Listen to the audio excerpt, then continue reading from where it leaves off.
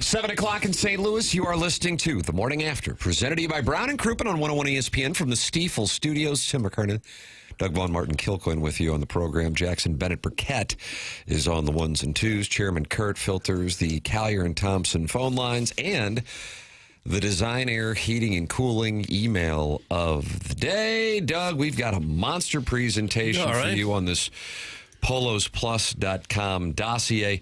Blues trade deadline will be all over it on this program, and looking forward to talking about it with you, with the audience, and with hoping to get a variety of people on over the course of the next 4 hours, as this is the topic in St. Louis right now.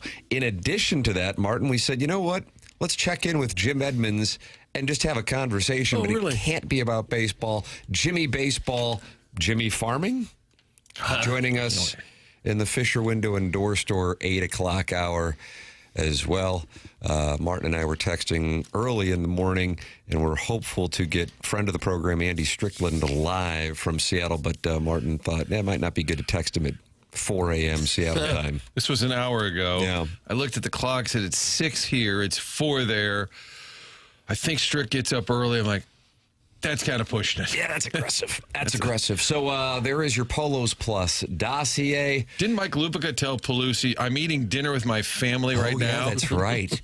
Yeah, he was a banty little rooster. Which begs about the question, whole thing. why is he calling his home number? But fair question. You're welcome to get involved. 314-399-9646, our comfort service text inbox. Save it. You've got 2 more days to have a text inbox name from Jackson Burkett. 314-399-9646. Then we've got the Michelob Ultra YouTube chat where friends gather and talk it over with other friends. Some for as many as 4 hours at a time, and why we're grateful for their support of the program, even if they loathe the program while they watch it. They don't seem to care for us. We're not their cup of tea. That's correct. That's correct. But yet, they're there every 4 hours, and we're grateful for it every morning. That's youtube.com/TMASTL. Doug is hoping to get to 6,700 subscribers by tomorrow at 11 a.m. That's the cutoff per your contract. And we are at 6,680. So if you can open up your YouTube app, type TMASTL, and then subscribe to it, Doug gets... I get some nice gold bullion. That's correct. So that's what we're efforting here on the program, and also on the Polos Plus dossier at 9:45. The Design Air Heating and Cooling email of the day, day 4 of a 22-day competition in which somebody will win a Schaefer Door Company garage door, or if you are #blessed, #LoveMyLife. And you have 2, I can't even imagine. I've heard houses have this. I've never seen one. 3-car garage. Jason Gosrow will give you new garage doors if you win the email of the month, up to $5,000. So send your emails in the morning after at InsideSTL.com. That comes your way at 9:45. Jim Edmonds in the 8 o'clock hour. Andy Strickland at some point as well.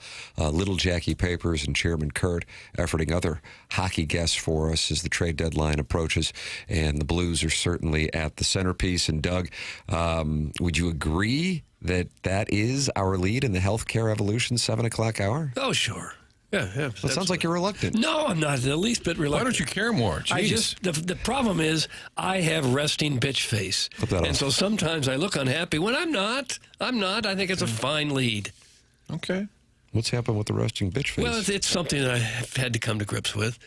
I see pictures of myself sometimes, and I just look like I'm scowling at the world. The jowls are beginning to droop, and that can create for yourself resting bitch face. No, really. Yeah, that's kind of where I am. I hate to hear that. Well, you don't hear that assigned a lot to males, you know? Yeah. Well, I think I've got it. Okay. Chairman Kurt was just slicing up audio. Is that in the system for one Jackie Papers? All right, so the Blues win last night. I don't know, 3% of you care about that. What you care about is the trade deadline. And Colton Parayko and the Buffalo Sabres. On Chris Kerber's podcast, he confirms that there is a decision for Colton Parayko to make. And after the Blues game, he said he still has not made it. Here is the interaction, Jackson, between Chris Kerber and Joey Vitale on the Curbside podcast. With a name like that on the move, potentially, this is a massive shakeup to this organization. We're not talking minor UFA pieces in Oscar Sundqvist. We're not talking about players with, a year on their contracts in Justin Falk that you kind of speculated would be on the move. We're talking about players that were projected to be a part of this organization for a very long time. One guy you probably thought could have been blue for life. Blue for life, and not to mention, if you played every other game like you mentioned last week, every other game the rest of the week. Starting tonight, if he had played the rest of the games, he would have tied Barrett Jackman for the most games played by any Blues defenseman, and right now sits third all-time in franchise games played. It's a big deal. It's a big deal. And a player, two curves, that has a lot of good hockey left in him. So that's, to me, how big and how impactful this move could be if it comes to fruition. Again, a lot can happen over the next 24 to 36 hours. Something to certainly keep an eye on, though. Emotions are high, and you try to stick together as best you can. You understand it's a business, but it's still hard. And I think a day ago we said, boy, Robert Thomas, if you trade Robert Thomas, you are really making major moves and maybe kind of changing the core. We didn't even mention Parayko. And then when you hear that name, you say, okay, we had assumed Falk would get traded. We thought maybe Shen would agree to leave. But Thomas and Parayko, I thought, were still part of your core. And if you still thought you could win in the next couple of years, those were players that you would keep around. Because Parayko makes $6.5 million. He's under contract 4 more years. That's a pretty reasonable price for a guy who's on Team Canada in the Olympics. So, to me, the biggest questions are still going to be for Doug Armstrong. What happened to kind of knocking on the door? All of a sudden, this looks more like Chaim Bloom, and all right, this thing's not very good. Let's blow this up. Steen, here you go, start over. That's what it looks like. Yeah, I think clearly they've come to that conclusion, that we got to start over completely. Which is stunning from where they were a year ago, 6 months ago. And with Parayko, you wonder exactly what he's mulling over from a pure hockey standpoint. You'd say, sure, I'll go to a team that's got a chance. But when you've been in the city for 10, 11, 12 years now, this is his home. He's probably got a lot of good friends. I don't know what his personal situation is with his relationships, but those things matter to players, and that's one of the reasons why you get a no-trade clause, because if you don't want to go somewhere, you can say no thanks. And I guess that's what he's deciding on now. You think about it, he debuted in 2015. Yeah, the Rams were still here. Mike Matheny was the Cardinals manager. That was a long time ago. That's when he debuted. Doug, you didn't have resting bitch face in 2015. It was just beginning to develop. Early stages, onset. Yeah, I was porking up a little bit, and that led to some droopy jowls. Jeremy Rutherford from Seattle reporting. Parayko not in the lineup against the Kraken, which was expected as he's been dealing with back spasms. He was at the game and was seen walking out of the locker room after the Blues win. The Blues stayed in Seattle last night, Martin. He gave you a little logistics. I know you enjoyed it. And then are flying to San Jose today. They are not going to practice. And then Jim Montgomery said he expects Parayko to be a player on the team's 3-game road trip, so the back issue seems minor. That's Jeremy Rutherford with his report in The Athletic. The fact that Thomas played last night leads you to believe that there's nothing imminent with him. We thought there was there for a while, but if you were really super close to a deal for someone, you'd probably want to sit them out. I would agree with you on that. How many Sabres players can we get in return, Doug? They wanted Thomas. Now they'd like Parayko. And the return they've talked about, I don't know enough about these players, but it sounds like a decent return. But again, for a team that's not expecting to win for a year or two. I think that's, when you're looking for picks, players, yes, in return, maybe a hockey trade, Doug, some players in return. You have to say hockey. But when you're looking for prospects and picks also, that tells you, it's kind of like the Brendan Donovan deal. Why would you trade him? He's under control. Good player. Well, we're looking to add quantity. That's when you get good players coming back, is when you trade guys that other teams actually want. But the first reports we heard of Parayko, it sounded like they were getting Buffalo's best young defenseman in the minors and a first-round pick. Right. And I think you'd have to say, yeah, I guess that makes pretty good sense. And there is some concern in Buffalo that if indeed that is the case, that they are overpaying for it. From a fan standpoint, there's also a lot of enthusiasm. They'd have one of the best defensive cores in the NHL for a team that is on the upswing and challenging for a division title in the Atlantic. So all of this, I would imagine, we know the cutoff is 2 p.m. Central tomorrow. But then you wonder, as you heard Joey Vitale say there, the longer he waits, the more difficult perhaps it is for him to do it. I think everyone would agree that if he absolutely wanted to do it, it would be done at this point. The report at this point has been confirmed by Chris Kerber. I don't think people were really skeptical of the report, considering the initial source is a credible reporter. But then when you have the Blues broadcaster confirming it on his podcast, that's been put to rest. As far as what the pieces would be, that wasn't confirmed. As far as the specific team, he didn't list that. But you know that Parayko has the decision to make. And I do think it's rather logical that if he absolutely wanted to go, he waives the no-trade clause, and he's not in Seattle with the Blues last night. He's flying across the country to meet Buffalo. You wonder how awkward that would be if a team tried hard to trade you and wanted to, and then you said no, and now you still got to play for the coach and under the general manager. It seems like that would create an awkward situation moving forward. But Well, Torrey Krug is a good example recently where they're like, we're trying to move here. He's like, I kind of like my house, kind of like living here. You guys signed me. I think I'll stay. I mean, that was Shen last year, and he stuck around, and the team had a hell of a run. Yeah, that one feels less contentious, where the Krug one seemed like Army's like, no, we're going to trade. No, you can't trade me. No, we're gonna. And then Tarasenko basically said, get me out of here. Yeah. And it didn't happen. And then Berube's like, too bad. You're here. You play.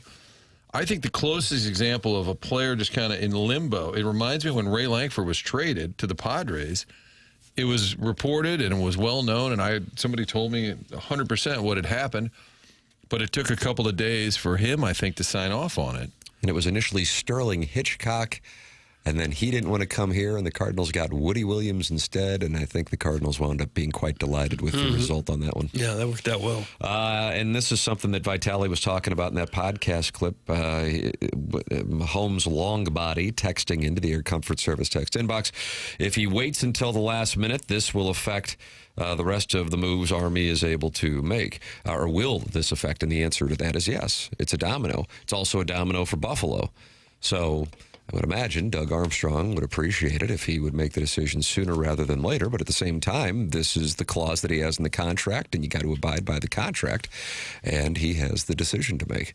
Now, the Sabres could theoretically pull the deal off the table if he doesn't get an answer, and then they go knocking on the door of another team. But it is sitting there, and per Jeremy Rutherford, Parayko had not made up his mind as of 11:30 Central Time. So Andy Strickland is in Seattle with the Blues, and it is our goal to have him join us on the program. And Jackson and Chairman Kurt also have reached out to other NHL reporters to get their perspective on this trade deadline, because Parayko, if Parayko's going at that point, who would surprise you going? I mean, I'm talking outside of like nobody. Only the really young ones. Yeah. Other than that, nobody. I do think the timing is key here. Doug Armstrong's trying to make other moves, and Buffalo's like, we're trying to add on here. Let's go. It's 2 o'clock Friday. I think we're going to get some clarity pretty soon here, because it can't drag on. I think both sides know. I'm sure the Sabres will press him. I didn't realize Buffalo has not made the playoffs in 14 years. It's the longest playoff drought in NHL history. And now in their last 30 games, they're 23-5-2. So they think they not only are going to make the playoffs this year for the first time in a long time, but have a legitimate shot to make a run at the Cup. And they're going to go for it. Can't blame them for that. But I don't know that puts any more pressure on Parayko. He ultimately still gets to be the one to decide whether this is going to go through or not. Guys, I'm a genuine fan of Colton. I've met him. He's a stand-up guy. He is. He's clearly conflicted in putting his family over everything, and I totally have the awareness of how crazy what I'm about to say is. The reason why this team is not a winner is because they don't want to win at all costs. If guys like Colton did, it would have been an instant yes. Again, I like him. I have no problem with him exercising his no-trade clause. He earned it. But by doing so, he is saying he's good with losing if it means he stays comfortable. I'm not an athlete, and I can't imagine how tough of a decision it is. Doug, that's from Steven Time of the Brothers Time. Ed, Steven, that's Steven. Okay. Well, I don't know that we can get into his head that much. He's a stellar player and has been for a long time. Thought so highly of around hockey that he was, one of 6 Canadian defensemen to play on their Olympic team. Got a regular shift, regular player for them. He's obviously very highly thought of as a player. And just because you don't want to leave a certain city, I don't think that necessarily means you don't want to win it at any cost. I'm not sure that's fair. Dylan Holloway talked about the awkward nature of the situation. I mean, the Blues have won 3 of 4 games since the break. It's a shame that they're not in the mix because this has been a productive stretch for them. Of course, just stay hot. I know that the good portion of the fan base would prefer to make sure that there aren't too many points accumulated, and maybe after Friday at 2 p.m. it would be even more difficult to accumulate points considering the roster may be gutted. But here is what Dylan Holloway had to say about this time of the year and the awareness inside the room of all of the trade reports. Yeah, I mean, obviously everybody hears the rumors, hears the noise around it. Yeah, I mean, it's tough. Like, it's tough on guys mentally, but I think it's definitely a time for us to, come together, play for each other, and nobody knows what's going to happen, but at the end of the day, it's been a pleasure playing with everybody. I think everybody feels we have a special group, and we're just trying to focus one game at a time, one day at a time, and it's definitely a weird time, but I think as a group we'll get through it. That was Gnarls Barkley in the background. No, was it really?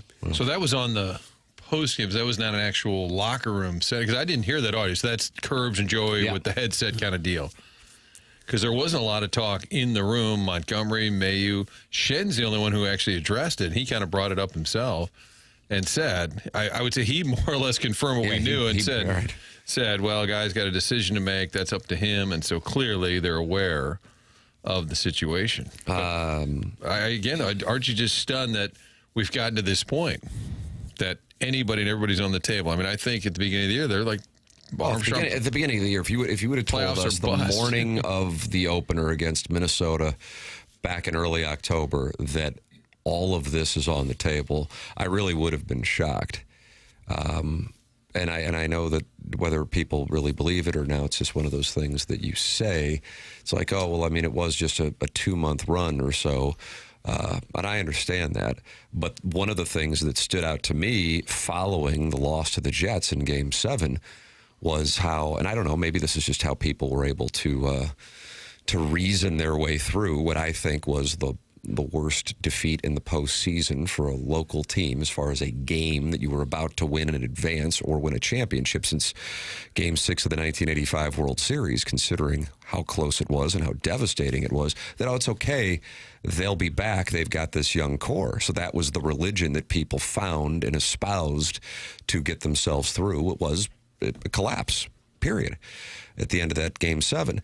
And now the organization is fully turning the page on that 2019 core. I realize there were few left, but now, there could be damn near none, if not none, left by the time 2 o'clock rolls tomorrow. Yeah, it's not been pretty since the Stanley Cup run. One playoff team, couple playoff teams, I guess, didn't go anywhere.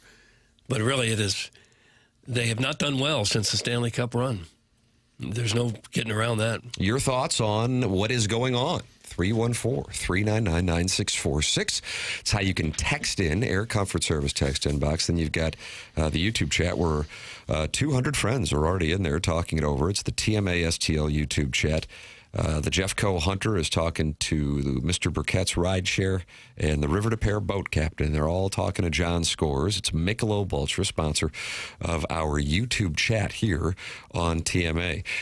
We are looking forward to talking it over, hopefully with Andy Strickland, hopefully with other NHL insiders throughout the course of today's presentation, and a conversation coming up live from the farm in Tennessee, Doug, with Jim Edmonds and the Fisher Window and Door Store 8 o'clock hour. And then on the polosplus.com dossier, the Design Air Heating and Cooling email of the day, the morning after at InsideSTL.com. Day 4, your standings as we sit here. Chet's neighbor has a win. Toby has a win. And Jackson, who got the win yesterday? Average size shabangas. Average size shabangas. Right. What is that, like a B cup, I guess, probably, if you look at the math, like the bell curve. Yeah, that's probably where it is. So you can email in the morning after at InsideSTL.com for the Design Air Heating and Cooling email today. Design Air online at DesignAirService.com. And the weather gets warm. The weather gets cold. Yes. Yes, the weather. That's right. If you're running any issues with your HVAC system, go to DesignAirService.com and work with the company that Martin works with, that Doug works with, that I work with, Design Air Heating and Cooling. And I got a text yesterday, Doug, from Al in Dadeville. Oh, did you? And he is the one who won the $10,000 HVAC system by winning the email of the month. It has been installed. He said this might be the most known HVAC system in the St. Louis area. They just got done. Awesome guys. Also, y'all are sleeping on installer Brad. Huge sex appeal. Oh, is that right? So you might want to put that in your The notes. sexy Doug. Brad has been Okay. added. Doug's writing it, adding it to the list. Down. Brad, huge sex appeal. From Al in Dadeville. All right. Papers, could I have a request, too, for later? I know you're busy. Housekeeping. When Edmonds is on, just have the buzzer ready because I might accidentally bring up baseball. I might. Oh, now you're violating the agreement I made. No, and now it's like I brokered a sit down, and now you're violating the code. No, I'm saying if it accidentally comes up, I want to be slapped around because if I say, "Hey, Jimmy, I was just looking up," sorry, it's just okay. Back to farming. Have a feel. Can we admit, like, is baseball adjacent, like this Hall of Fame? Is that? I literally, and then I didn't get a response. We were texting like the Dickens, and I said, anything you want to make sure that we BS about, and anything you want to make sure that we don't BS about, and it was not answered. Oh, that's on him then. Yeah, exactly. So it's wide right. open. So it's a free for all. So there's these guys that wear red uniforms and throw this ball around. What do you think they'll do in 2020? Nope. No. Okay. You guys have a lot of farming questions? Well, I'm gonna workshop what. Maybe Is it planning two-parters season? from the audience for Jimmy. Yeah, 2 parters for Edmonds. Ooh. Pack a lunch, Doug, if that were to happen. That's coming your way in the 8 o'clock hour. 8:05 is when that is scheduled to occur. Your phone calls, your texts, your conversation in the Michelob Ultra YouTube chat, and then, of course, the Design Air Heating and Cooling email today online at DesignAirService.com. Tim McKernan, Doug Vaughn, Martin Kilcoyne with you. Jackson Burkett is on the ones and twos. Chairman Kurt filtering phone calls and emails. This is the morning after. It's presented to you by Brown & Crouppen on 101 ESPN. And on the TMA STL YouTube channel, this is our Healthcare Evolution, 7 o'clock hour.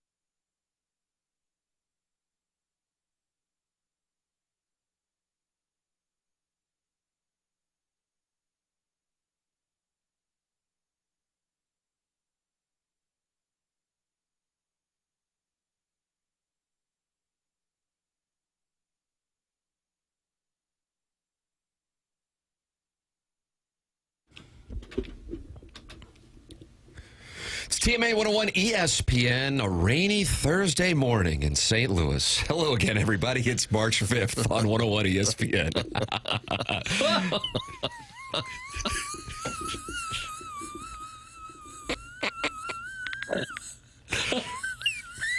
March 5th. Oh, boy, that's a good one, Tim. Yeah, I'm really pleased with my material. Need a coffee mug over there. I need a coffee mug that says 101 ESPN on it. It is the morning after. The show is presented to you by Brown and Crouppen, and the 7 o'clock hour is sponsored by Healthcare Evolution. Tim McKernan, Doug Vaughn, Martin Kilcoyne with you, Jackson Burkett on the ones and twos, and updating text inbox names furiously over there because, listen, you've got until 11 o'clock tomorrow, and then you're done for March. So when April rolls around and you're like, I don't get my text read, well, think about this moment. This is your chance. This is your chance. Great moments are born from great opportunity. This is your opportunity. Now go out there and take it. 314-399-9646. You also can call in. Chairman Kurt filters phone calls on the Callier and Thompson phone lines. He filters emails for our design, air, heating, and cooling email today.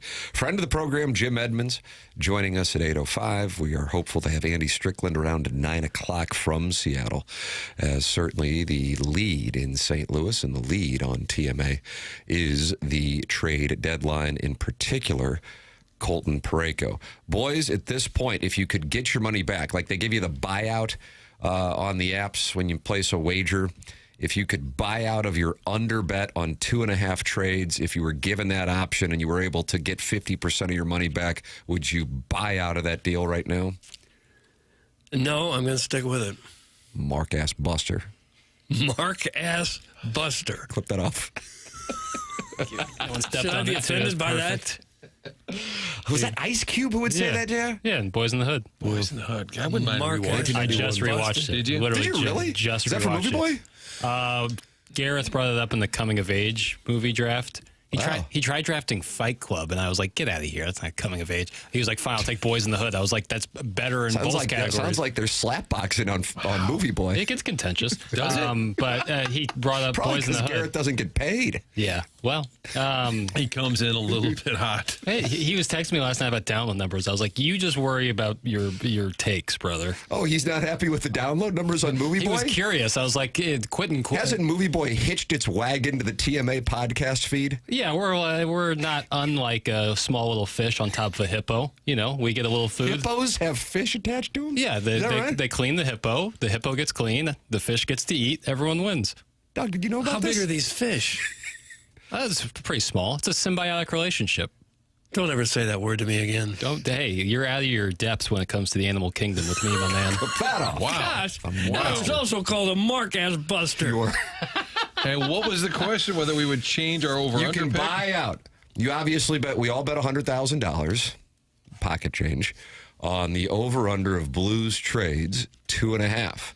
And when Jackson gave the number, Tam Avenue Capital Partners said unload, buy up as much as you can. And I said over, and you guys said under. And Martin, I'm giving you an opportunity. You're going to get $50,000 back now.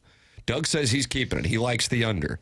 I want them to make trades. I just have a feeling it's not going to happen. All right. Maybe I'm the Mark-ass buster. Martin, you have a chance to get your $50,000 back if you want, and you can have the over at this point. And you're going to lose the 50, but you get 50. Somebody's buster is going to get I mark-assed. still feel like the suitors and sunnies are going to burn me, like the kind of throw in last minute deals. When I was thinking about this, it was the Shen Bennington Falk combo. I'm going to stay put. This Parayko delay is helping me a little bit. I think he's helping me and Doug not be Mark-ass buster, or maybe we are. I'm going to stay. All right, there it is. Jackson, you want in on this? I think I took the under as well. Mark-ass buster. Right. And so given the option to change that, I will. Jackson's going to get $50,000 back. Yeah. Yeah. And does that go into the trust fund? Or does that just go into your Venmo? I have a couple of accounts. You know, I always like to have my money moving. Oh, you know? I make market moves. Yeah, I make market moves. I always like to keep things flowing. Fluid. Yeah. Okay. So it gets spread out.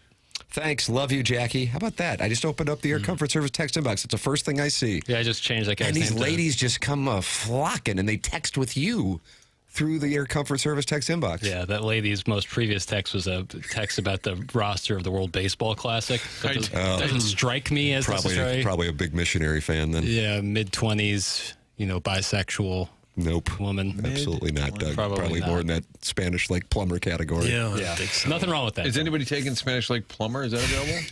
Yes, I think so. It is available? There's Okay. some to that effect. The downloads of Movie Boy are artificial because you force it on my phone every damn week. And that's from Mr. Licks, who is not happy now. GD right. GD, you're right. You really do that to people? I don't force anything. That's like, do you get mad at the post service because they put mail in your mailbox? It's the same idea. Sometimes, yeah. The same idea. Does anything good ever come in the mail? Thoughts? Like that you don't order explicitly, like just something that just pops in your mail. That's right. Sometimes a halfway decent coupon. That's about it. Sometimes mail is 100% negative EV. Until you have to In go 2026, negative EV. Until you have to go to the license office like I did last week and give them mail. And if all of your bills are done electronically, you have no bills to show download them, and then if you got a print, yeah, I know, but they what are you, 80? No, I go there and I bring all this mail, and it's nope, that doesn't work. That doesn't work. That That's doesn't the work. DMV. That can't be used as a. No, I know, but that's the one upside of having DMV is mail. one step up from sports talk radio in the career pecking order. That's a bad scene. Those there, are man. tough jobs. That's a bad scene. tough there. jobs. Wait a minute. This mark-ass buster Doug scolds the Cardinals for trading name players and large contracts, but he's on board with the Blues doing it? Wow. Doug, that's from Gary Pinkel's cell phone etiquette. I haven't said that I don't want the Blues to make the trades. I've said that I don't think they're going to be able to. No, but are you upset that they're unloading key players because you were upset the Cardinals were unloading? I think is what they're... Not as much. Okay. And what's the reasoning on the difference? Well, I think the Cardinals may have been a couple of additions away from possibly being a contender in the division had they kept the other 4 former All-Stars that they traded. Not now. And hockey teams tend to turn over more quickly, and younger players are often better in hockey than they are in baseball. You can get some really good dominant hockey players that are 21, 22 years old. There's not too many baseball players like that. Just in general, I think the Blues are farther away than the Cardinals were. You were meant to be broadcasters. Every last one of you. That's from the Tim Man. And is he quoting Herb Brooks in Kurt Russell's speech in Miracle 2004? I don't know what he's doing. Seems like he might be. Okay. Are you raising your voice at me? Does it He wasn't feel like quoting McKernan. Does it feel like you were meant to be a broadcaster? I mean, what the hell? I was bussing tables at Pietro's. Well, maybe that was your calling. There was that older waiter who was into me. Oh, gosh. And I don't kink shame. I do. I do, and you should have brought him up on charges. People didn't seem to do that back then, did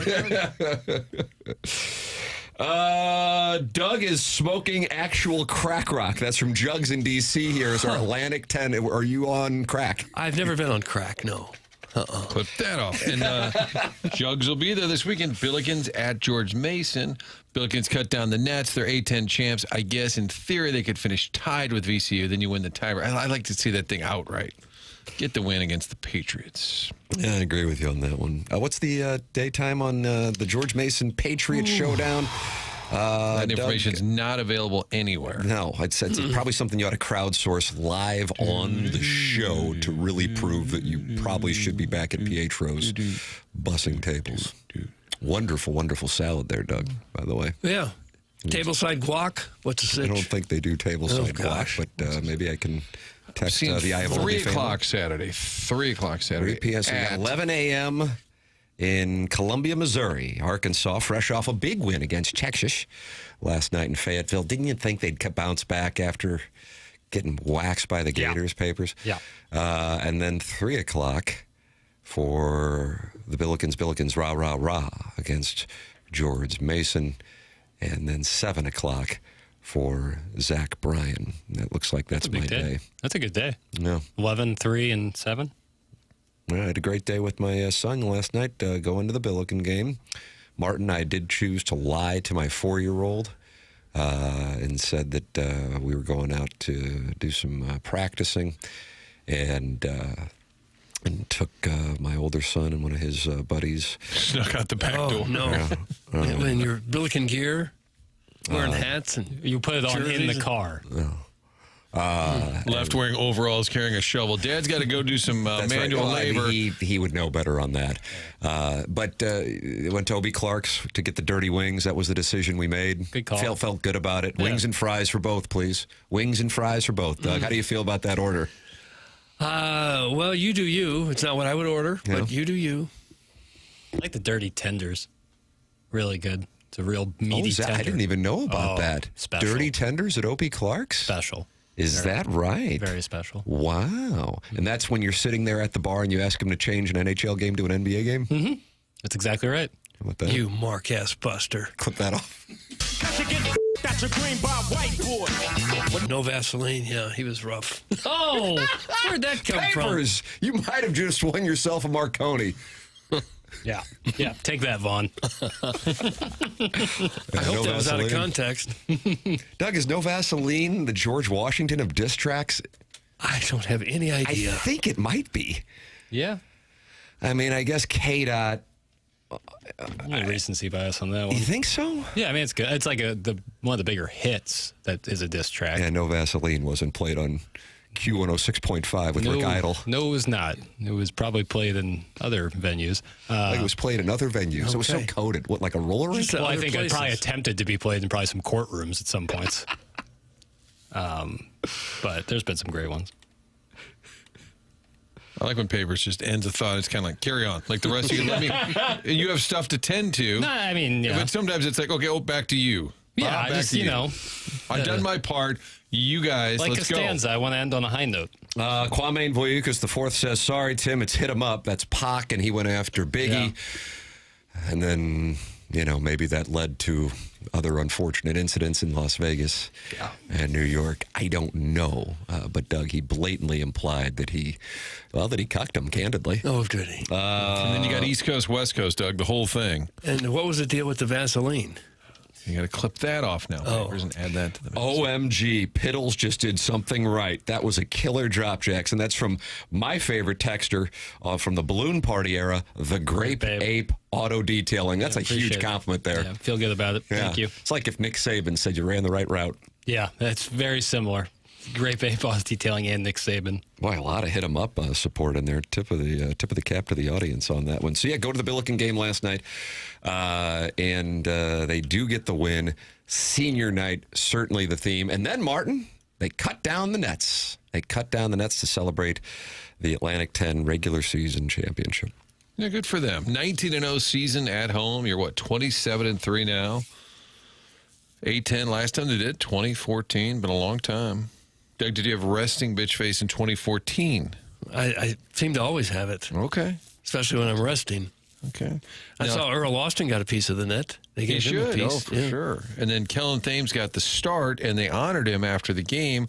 Not a senior in terms of years left. He's got another year to go, but he's finishing his 4th year with the Bills. But I think the expectation is he'll be back, and I think Schertz even said to him, like, let's do it again in 26, 27. Yeah. And I think people are, that means Coach and Kellen. Run it back. I got to tell you something. As I'm walking out of the game with my son, I said I thought that was encouraging because Josh Schertz at the time started to encourage the crowd to get him to get the crowd to cheer because they were saying, I think it was like one more year chant for Kellen Thames. Yeah, I thought that exact same thing, Martin. I don't know if that was going around social media or not, but I thought that exact thing. That maybe Coach is even thinking about. Got this crew for next year. Bring them all back. So if he's bringing them back, then is he coming back? You see, Doug? You see? I see. They're going to lose some good talent in Deion Brown and Avila, OTNO, seniors. It'll be tough to replace Avila, for sure. But you got Now, his money, this is crazy to talk college sports, but that money comes off the books, so now you can go spend close to $1 million to get a big man. Yeah. And then you replace Deion Brown. You run everybody else back. That Kulu Anya can kind of be Otieno. So you don't have a lot of holes if everybody else stays put. Deion Brown is an coach. interesting player, I think. He's not big. He's only like 6'3", but he gets an awful lot of baskets real in close. Super athletic. Deion Brown? Deion Brown. Coach's dream player. Yeah. Does everything, can guard guys 5 inches taller than him, goes and gets boards like crazy. He's awesome. Papers, would you like to update your local college basketball rankings? No. No, I think that it's tough to say after the performance on Tuesday night, but I think Missouri is playing better right now than SLU is. However, looking at the body of work, I still think it's a real toss-up there. But Illinois is still the winner, even if they're playing not their best ball either.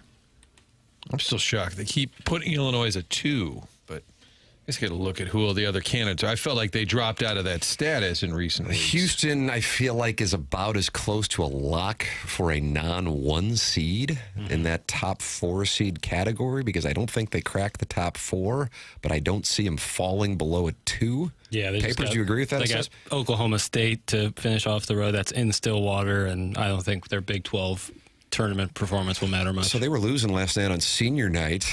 4 seniors, 4 guys who actually were there the whole time. Yeah. Very rare with Kelvin Sampson, and they came back and they won, and I believe covered too after they were losing.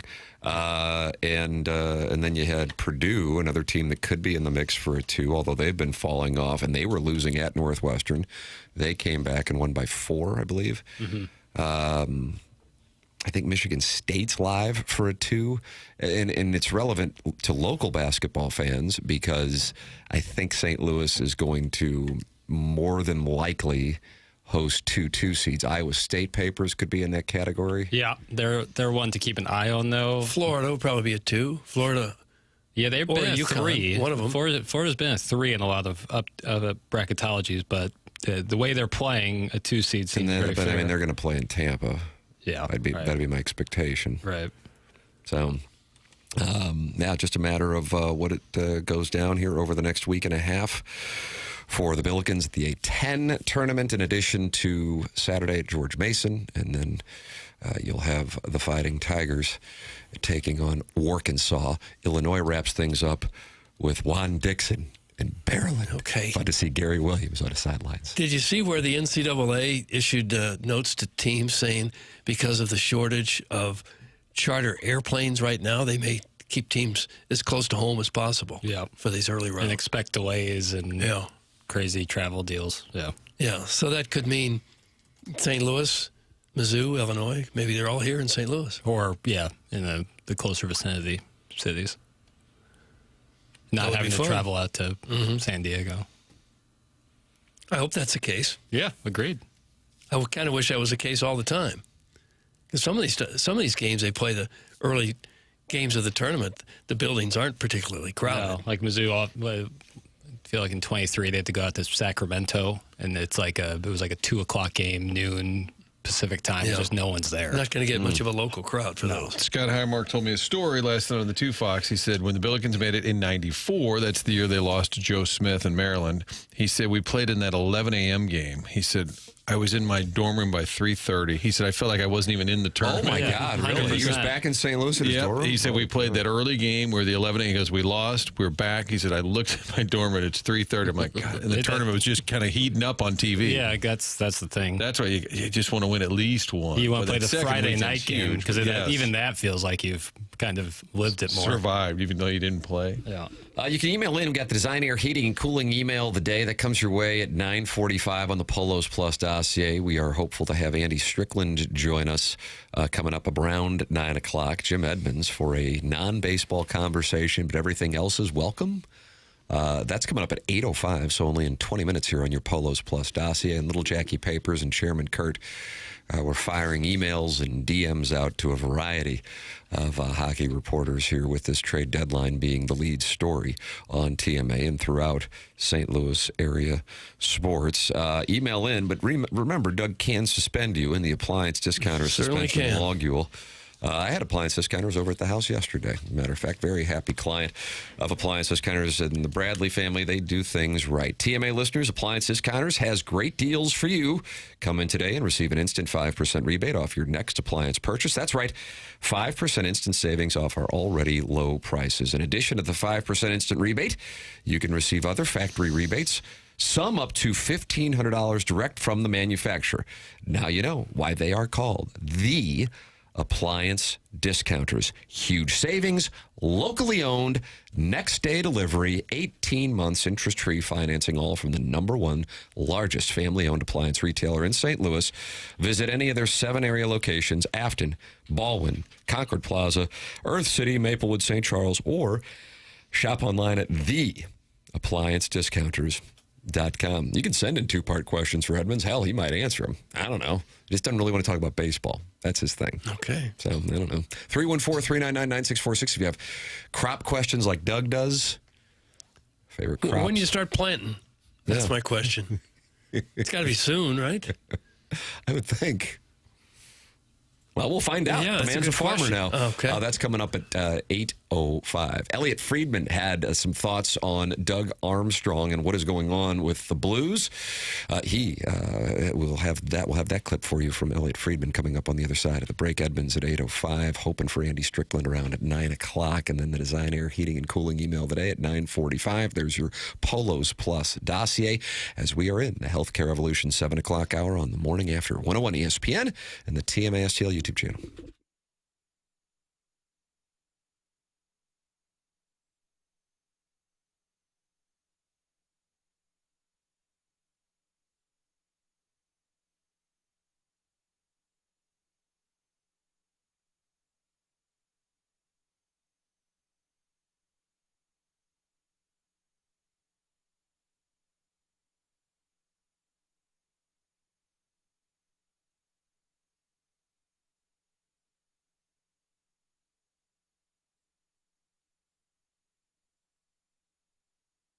What are your plans for lunch? What about this afternoon? What did we say the other day, the old day? Stop it off for one. Boy, the perfect spot for that is the Village Bar. Kind of got that Cheers vibe. You walk in, you just start to get to know the folks. It's a great hangout.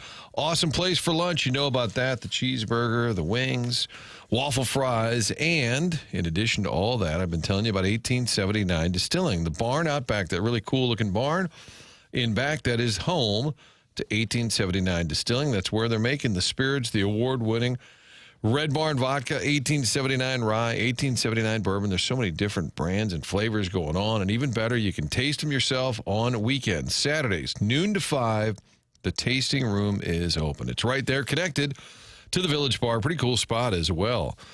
Little gift shop in there for all things Village Bar and 1879 Distilling. Sample the products, make plans Saturday, noon to 5. You know the Billiken game will be on. The game's always on at Village Bar, but the tasting room open just on Saturdays, noon to 5. Sample it for yourself and find out why people are starting to ask for it around town. Award-winning spirits. They started this as an homage to the distilling days back in the 1800s. You can find that whole story online, and you're going to be going to the Village Bar anyway to meet friends and hang out with the family. On Saturdays, stop by the tasting room. It's 1879distilling.com.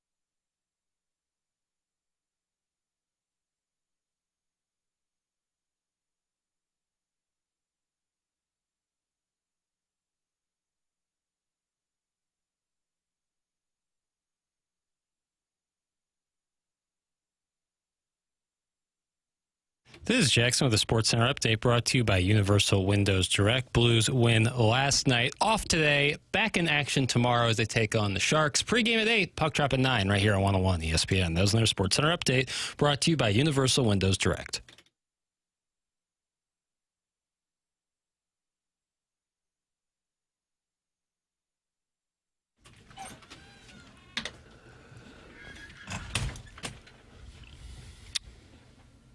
Doug, this is what you requested.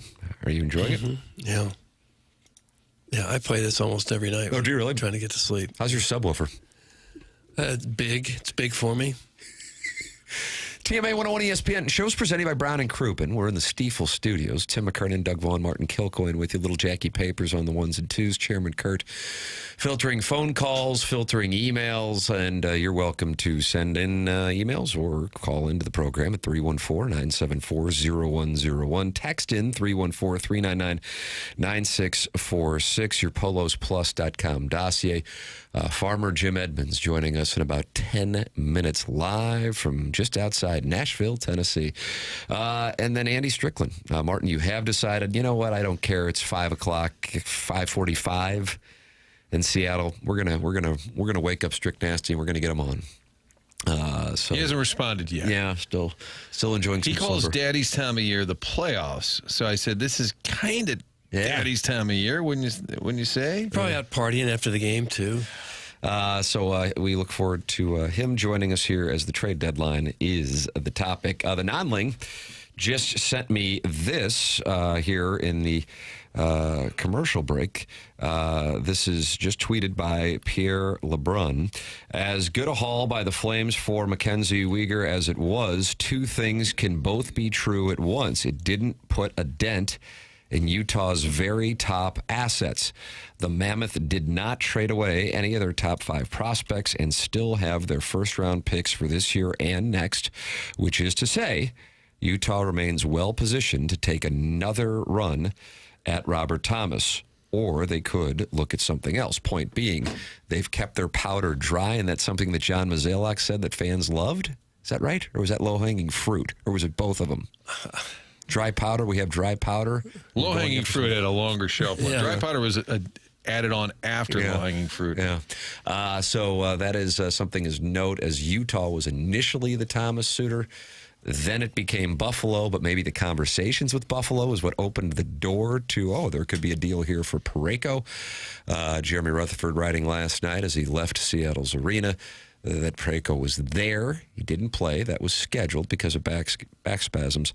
But there was no decision at that time. That is something we will be monitoring throughout the program and throughout the day here on 101 ESPN. Jackson Burkett did have this audio, though, from Elliot Friedman on Doug Armstrong's message to his team. Parayko, Buffalo and him, they do have a deal in principle, and they're waiting for Parayko to accept it. Same deal. Now, in St. Louis, Dave, GM Doug Armstrong went to the players a little bit ago, last little while, and told them, guys, we're going to be making changes, and some of you are going to be asked about your clauses. So you better prepare it in your mind about how you feel about it. And that's what Parayko's doing now. Tim, a defenseman who kind of went through this process, who had to leave, prominent. Chris Pronger will join the show. He said, call. And I said, okay. I just said, would you give us some insight on what's going on with the Blues? He's become prominent on Twitter. He was taking questions the other day. Really? Yeah, I enjoy what he does. If we can squeeze him in here with a farmer mind. Pronger and Edmonds? Look at this. Doug, What this year is is the it, Central Doug? Corridor Yeah, special. yeah. It's like the Sporting News. So what, just call him right now? Turn the clock back. Packers give it. 25 He years. said, call me. And when the Hall of Famer says, call me, I'm like, I guess that means now. How about that? So we're going to have back-to-back HOFers? Because what happens if... Because Edmonds is going in. Because what happens if we call Pronger in an hour and then I say, we got to go, it's awkward, but Strickland's on the other line. Yeah. So I don't know. We're in a weird spot. Doug, this is logistics live on the air. So if we bumped Pronger for Strickland, that might be the last time we ever talked to 44. Yeah. We just tell Strickland we were kidding. Just playing with you. And I think the opposite. So Edmund says no baseball. I feel like Pronger's might be hockey only, fellas. Let's keep it to hockey. But there's a guy. I know Timmy's a pervert. But there's a guy who was traded from the Blues and kind of went through this period where the Blues were kind of trending down, and you got you're on the move. So Papers is in calling Chris Pronger. Just don't press push, says put them on together. How about that? We could just leave for a while. That's a bad idea. I'll go get a treat. You get an Egg McMuffin, you get a sausage biscuit? Egg McMuffin. Yeah. Mm-hmm. Pretty good. That's a good treat, isn't it? It's not bad. Yeah, if you look at the nutrients on it, I mean, I'm not saying it's ROI, but it isn't the worst thing either. No, it's especially fine. for the delicious treats. Joining us right now on the Callier and Thompson phone lines, he texts Martin, call me. Well, that's what we do. Chris Pronger joins us here on 101 ESPN. Morning, Prongs. Martin is very, very smart in that regard. Yeah, good for you, Martin. Because I said an hour from now we might have Strickland on, and it would have been awkward if I told you we didn't have time for you because we had Strickland. Correct. Once you get scoops on, it's all over. It's all over. It's over. How about this guy? You are a media mogul in the making. He's got a visit the other with Joe Buck and John Hamm. I said, this is like a surprise guest, Mount Rushmore, this guy. You're exploding on the internet, my man. Well, thank you, Martin. Very kind of you. Okay. Tim, that sounded to me like he doesn't really need my approval, I think. I enjoy this. What do you think about what's going on here with the Parayko conversation? Well, it's very interesting. It's a tidy return. You get a young, similar size, 6'6", offensive defenseman, young, developing, still going to take a lot of work, but, 9th overall pick. I think if you're looking at, if you're the Blues looking at this trade, you're swapping out a veteran defenseman. If you're in a retool, as we've heard that phrase bantied about, this is the type of trade that would work for them. You get a young up and coming defenseman, you get a first round pick, albeit the pick, if Buffalo makes a playoff, it's anywhere from, probably 18 to 32, depending upon how well they do in the playoffs. And so it's, I think if you look around the National Hockey League, most of the teams now are built through the first round. If you look at, I think probably 75% of the teams have first round picks playing up and down their lineup, with a handful of second round picks, third round picks, et cetera. But, our league is built on first round picks. So the more first round picks you can add to your stable and hopefully rebuild with, you're going to be in a better position. Redeem Mertka, I believe. Mertka, the guy you're talking about, he was 9th just last summer. 9th overall last year. Yep. But what do you think the decision is for Parayko? Obviously, he's sitting on it for a minute. It's a big thing. He's been here since 2015. What do you give us a little insight? What do you think is going on for him? Because obviously, you'd be going to a winning team. Yeah, an up-and-coming rising team. I think it's a combination of things. It's, does he want to live in Buffalo? Does he want to move to Buffalo? Are there other options? And this is the whole conversation around no move clauses, no trade clauses. There's a reason the player negotiated for that right and earned that right to have that clause in their contract. And so, I think having it thrown out and, this trade leaking and bantied about before the players even agreed to the trade, I think is a little sad because now we're sitting here talking about it. And if he says no, now he's got to come back to the team? Come back to the fan base who are, whether they're excited about, these new young players and prospects or what have you. So, that's the interesting part and the uncomfortable part. I wanted to ask you about that, Prongs, because one of the, I can't recall who it was, but I saw somebody this morning writing about it's odd how many leaks there have been regarding trades over the last 24 hours, and a couple of them obviously have been involving the Buffalo Sabres. So there have been a weird amount of leaks on these trades, putting players and organizations in a unique spot. Absolutely. And you look at the Robert Thomas scenario. Yeah. Scores a nice goal last night. And that's the thing. It's not easy when all these things are being thrown around in the media and the fan bases, and you're trying to focus and play a hockey game. Albeit they're out of the playoffs right now, you still have to go play and perform at a high level. You're very competitive. You're very driven. Regardless of circumstance. And so you want to make sure you're playing to the best of your abilities. And there's a lot of distractions at the current moment. A lot of those will be over Friday afternoon. But, It's not easy. And I think, social media and, all the rest of it, all these alleged insiders wanting to be first to report on something, it can be a challenge and throws a wrench in maybe the plans. Maybe situations like that get thrown out before the player has an opportunity to really digest and discuss what he wants to do. He's now thrown in a situation where maybe this sours him on the opportunity, and he's like, no, I don't want to go there. And now we're back at square one. I think it seemed logical that the Blues try to move some of their older veterans, the Falks and the Shins and guys like that. But the two names we've heard about, Thomas and Parayko, maybe the two best players they've got on the team, does that signal that they think this is going to take a total teardown? Not necessarily. I think if you're looking at their retool window, if you will, that's what we want to call it, I would say you're looking at picks and prospects. I don't think Robert Thomas is not going to get traded for just draft picks. That I can tell you. They're going to want a NHL player. They might want two NHL players. At least an NHL player up the middle. They're going to want a high-end prospect, and you're going to want a first-round pick, and they might want something else. So the return, if you're going to think about trading Robert Thomas per se, you're going to want a large return, and you're going to want to make sure that you're refilling your coffers, if you will, and you're also getting a player who's on the rise and ready to kind of step into those shoes in a year or two that Robert Thomas is leading. I think some people, myself included, are stunned, though, that we went from opening night, hey, this team's a playoff contender. Remember how good they were at the end of last year, and now here we are unloading players, just maybe one of the biggest, potentially, including the summer, I would say, roster kind of shakeups that we've seen in a long time. Are you surprised that we've gone from where we were in October to this point?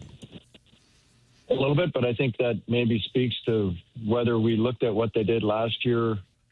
You could look at it one way. You could say, well, that was an aberration and they're not going to do it again. Or maybe they played above their heads the last, 20, 30 games of the season on that run they went on. Or this could be a good opportunity for them to reset, retool, as we've talked about, and set themselves up for the future in the next 2 or 3 years to kind of really compete and challenge. And, I think you're seeing the changing the guard in net with Joel Hofer taking over a lot of the duties in net and kind of really solidifying his place as potentially the number one. And, what they're going to do with Jordan Binnington, we'll see. So I think you're just seeing a lot of rollover. I don't think people, based on, everybody's comparing to what they did last year, much like we saw in 2019, we saw to a certain extent a little bit of that last year with the run they went on and how well everything just kind of fell together. Those instances are few and far between to go on those types of runs. And a lot of things have to come together and happen in succession. So, and every year is different. I think that's where I think fans and media really kind of struggle is each year is going to be different in its own right. Some players are going to have career years, other players are going to have tough years, and how they kind of intertwine and work together is really what you're kind of looking at. And remind me what I like to say, the Blues stole Eric Brewer. When that deal went down, did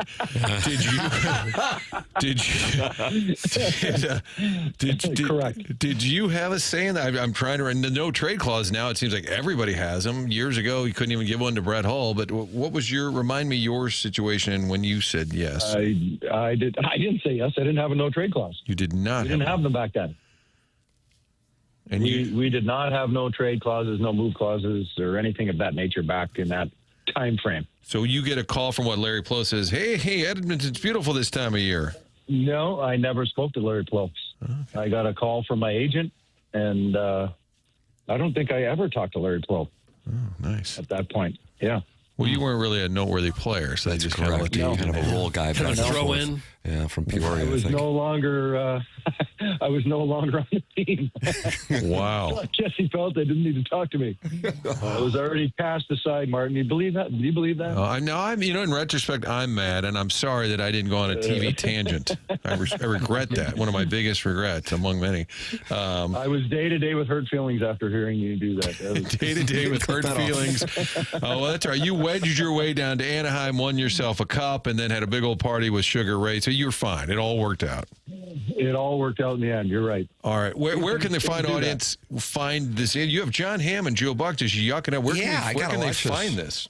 Well, they can go to my website, chrispronger.com. They can and buy my book, and it's a nice little throw-in, about a 30-minute podcast talking about those early days in St. Louis, Martin, when you were so kind to me and always asked me spectacular questions. Oh my gosh! Look at this. You were a second star. Everybody else was first. Oh, no. Everybody else. Sorry, Martin. Yes. So hurtful. Go to my website, chrispronger.com. Find me on social media, X, Sathy, Chris Pronger, IG, Chris Pronger, or buy the book online on Amazon or your favorite retailer, and we'll come find you. God bless America. Chris Pronger with us here. And you can check it out. It is a wonderful social media follow with Prongs taking questions from people and opining. Chris Pronger with us here on TMA.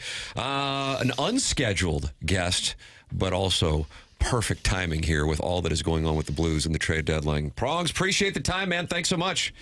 You bet. Thanks, guys. Appreciate it. Thanks, man. Chris Pronger with us here on the Callier and Thompson phone lines. Doug, we go from, was it the left side of the Sporting News cover with Pronger, and then into the middle with Jim Edmonds, and then we'll see if we can get Kurt Warner, and then we can have all three from the Sporting News cover for St. Louis, best city in sports. 2000, was that 2000, 2001? It is right in there. Edmonds is joining us next, except whereas Pronger would talk hockey, Edmonds will not talk baseball, but he will talk farming. Okay. That is coming up next year on TMA 101 ESPN. From the Stiefel Studios, the show presented to you by Brown and Crouppen on the TMA STL YouTube channel and 101 ESPN.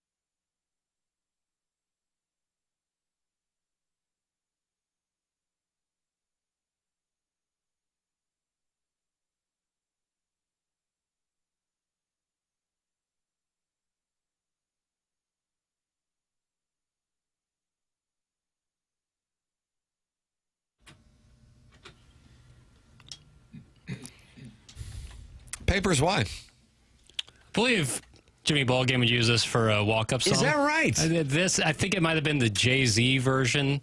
When Jay-Z and Linkin Park did the collab album. 2004. But that one, of course, is filthy and full of FCC violations. What was the accent there? Was that Tim's accent? Yeah. Were you channeling your inner Timmy? Yeah. Okay. And then I know that the initial walk-up music was, Doug, you remember? No, I don't. Martin, do you remember? You remember.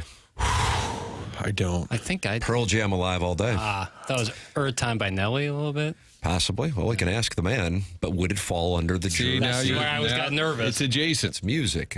This is our friend Jim Edmonds joining us live from, I believe, Tennessee on the Callier and Thompson phone lines here on 101 ESPN. Chris Pronger in the previous segment, Jim Edmonds now, and if we can get Kurt Warner, we can have the cover of Sporting News from 2000 here on the program today. Morning, Jim. Wow, you have just segued yourself right into that one, huh? You got to get Kurt Warner on the phone now. Yeah, that's what we're going to go for. Might as well. But he said no football questions. Oh, yeah. Yeah, I don't blame him. Where are you? Are you in Tennessee? Of course I am. All right, God bless. And I'm actually impressed that you introduced me as Jim Edmonds and not Jimmy Ballgame. Yeah. I think that ship has sailed. Yeah. Well, I mean, hey, we had an agreement. You'll talk about anything except baseball, and so I am sticking to the agreement. But in fairness, I did say, is there anything you want to talk about, anything you don't want to talk about? You didn't answer that question, and so now at this point, it's a free-for-all, and Doug's going to start asking you about the National League Central or something like that. No. Well, you wouldn't get a whole lot of good answers out of that one. I haven't seen a pitch. I haven't seen a single pitch in over probably a year and a half, so I'm a little behind on the times.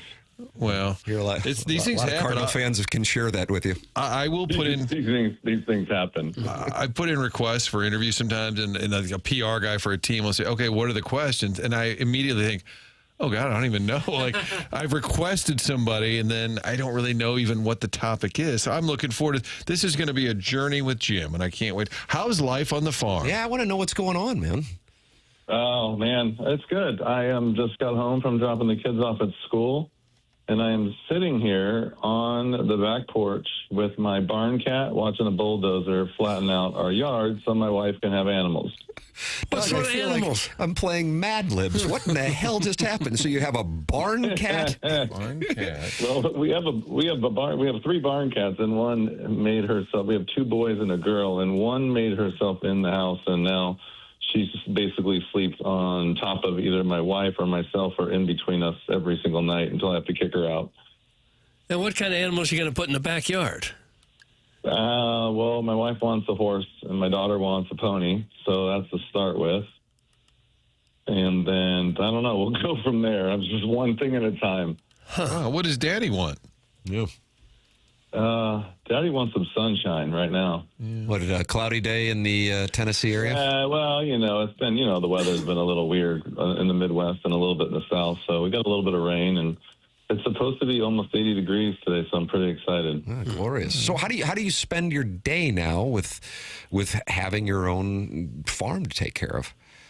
Well, I went like crazy for the first year and really just kind of trying to clean up the property with all the, extra. I want to try to turn it into like a park-like setting with the trees around the edges and stuff, and kind of got rid of all the brush and all the kind of stuff that just kind of grows, and it was like aimlessly all over the place. So I kind of chopped all that down and kept the trees up, and then we cut some trees down so we could get a pasture. And we have two pieces of land side by side, and there was a row of trees that were dividing it. So I don't know if anyone follows me on Instagram, but they saw me terrorize the trees in between our property, and then now I just put a fence around the whole thing. So now the two pieces look like one big piece, and so we're pretty excited. It's coming along.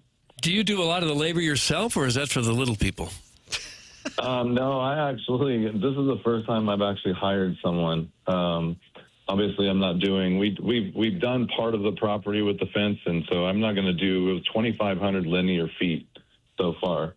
That's a lot of work, and that was not me. And I can't run a bulldozer just yet. So, but I do everything else. I've learned how to do pretty much as I can possibly do without, I don't know, I mean, without ruining stuff, I guess you could say. Yeah. Dude, growing up in Southern California, maybe surfing here and there. A long way from there right now. That's what I'm thinking. This is almost like a Paris Hilton sitcom. So did you ever picture yourself living the farming life?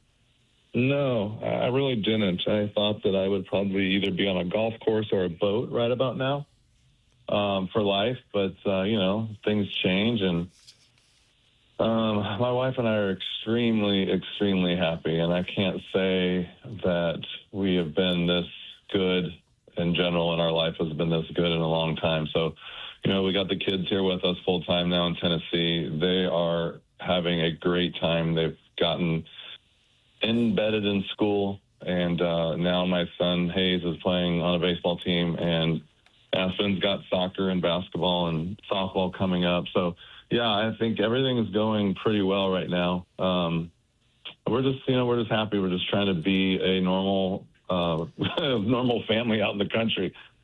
Jim Edmonds, our guest here on TMA 101 ESPN.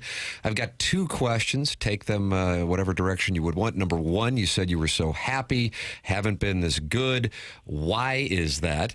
And then 2, and I truly am interested in this because I saw Hayes in your batting cage, and I think he was either 1 or 2. And it was him with my son at the time. And I remember going back upstairs and saying to you, I said, oh, my God, your 1 or 2-year-old can hit the hell out of the baseball already. And I think that was 5 or 6 years ago. So I am truly interested to hear what you have to say about his baseball game, because I was trying to start up an agency right when I met him and represent him. But not Jim Hayes, to be clear. That's correct. Okay. Not the cat. We have a barn cat. We have Jim Hayes, the cat. And we have Jim's son, Hayes, who I think can rake. Yeah, Hayes. Yeah, he's pretty much just a 7-year-old with the same ability that you saw at 1 or 2, but at the 7-year-old age. I mean, he smashes balls. I took him to a practice. I played with Chase Headley in San Diego briefly before he went to New York. And he became a good friend. And so he pointed me, he lives around the corner, and he pointed me in the direction here to put Hayes on a team. And I told the guy, I was like, he's trying to throw to him without a L screen. And I said, you better be careful. And within 3 or 4 swings, he had hit a line drive right back at him. And so, I got his attention pretty quickly. But he's a beast, man. He swings the bat. He's obsessed with it. He goes out in the backyard and throws wiffle balls up and tosses them to himself and hits them all over the yard. And there's probably, I don't know, you can't see all of the land because some of the grass has grown a little bit already, but there's probably a couple 10 or 20 wiffle balls probably laying all over the place out there. So, it'd be interesting to see when I start cutting the grass what happens. But, yeah, he's not really on that, like, catching mode yet. He's only 7, but yeah, he swings the bat like nobody's business. It's going to be interesting to watch because he's like a right-handed power hitter already. I don't even know where that came from, but it is. It's fun to watch. And then being happy is just, not having anything on my plate right now.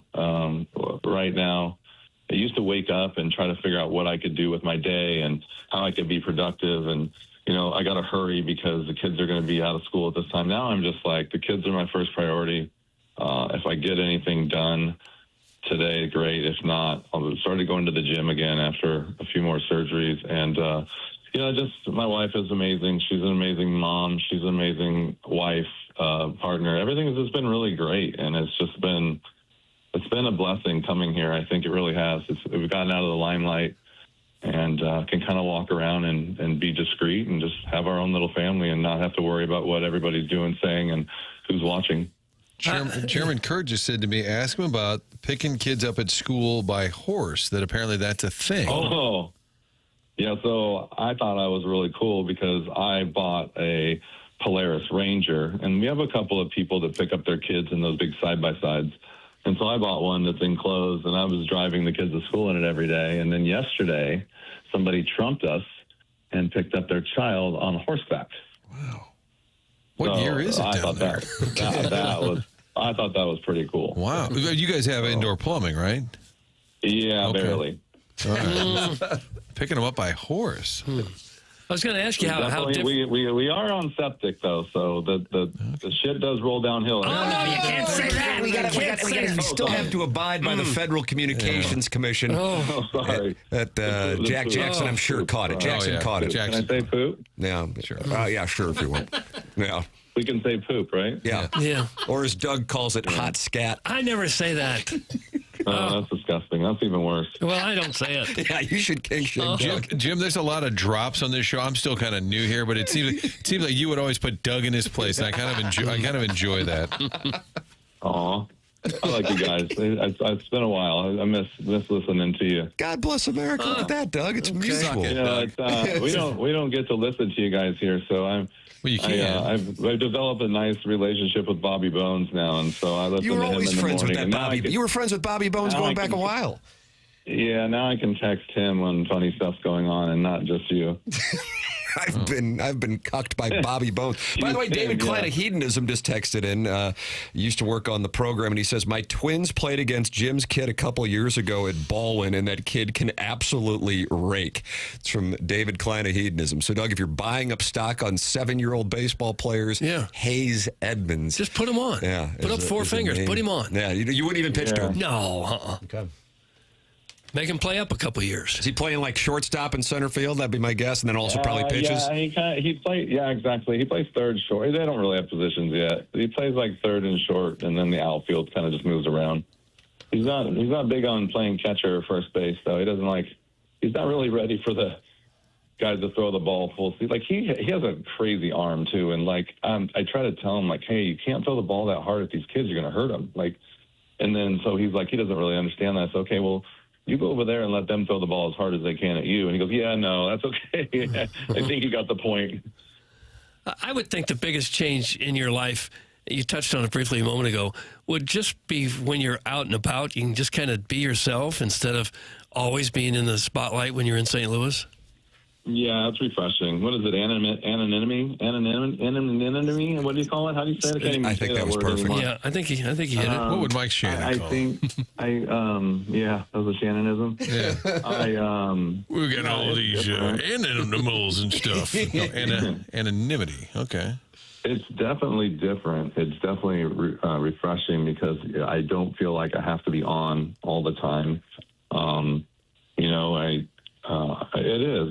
Trust me, I love the people of St. Louis. They've given me everything that I have as far as my life and my family and friends and everything that comes with it. But it is nice to get away, and it's nice to be able to come back. So it's the best of both worlds right now, even though I haven't been back in a while. But I'm really enjoying this part of my life right now. So we're really excited about just flying under the radar. Who do you keep up with, like former teammates? And I feel like Ankiel might be somebody you would text with, or like you hear from the skipper every once in a while. It's the same. It's, Albert, Roland, Ankiel, Gary Bennett's in there, obviously Tony, Reggie Sanders. Just the guys we see a lot at all of the functions. Reggie Sanders is amazing. He makes his time for everyone, and he really goes out of his way for LaRusso, so I see him a lot. It's just, it's weird. It's just like you don't see him for a year and then you see him and it's like you've seen him every day for the last year. So you don't really miss anything. You just fall right back into place. And it's kind of nice to have friends like that. Does the skipper give you longer than 2-word answers? I feel like everything I've ever texted him is like, okay, thank you. Yeah, that's if you call him, but he's usually doing the calling, and then he's long-winded about like, okay, now you don't have to say yes, but I really want you to. And I got this event, and I just say, okay, Tony, just tell me when and where. Like you don't even have to explain anymore. I'm obligated, even though we're not, of course, talking about baseball. But do you miss any of it in any way? You know what? I don't right now at all. I really don't. I can't even say with one even piece of my body do I miss it at all. I'm.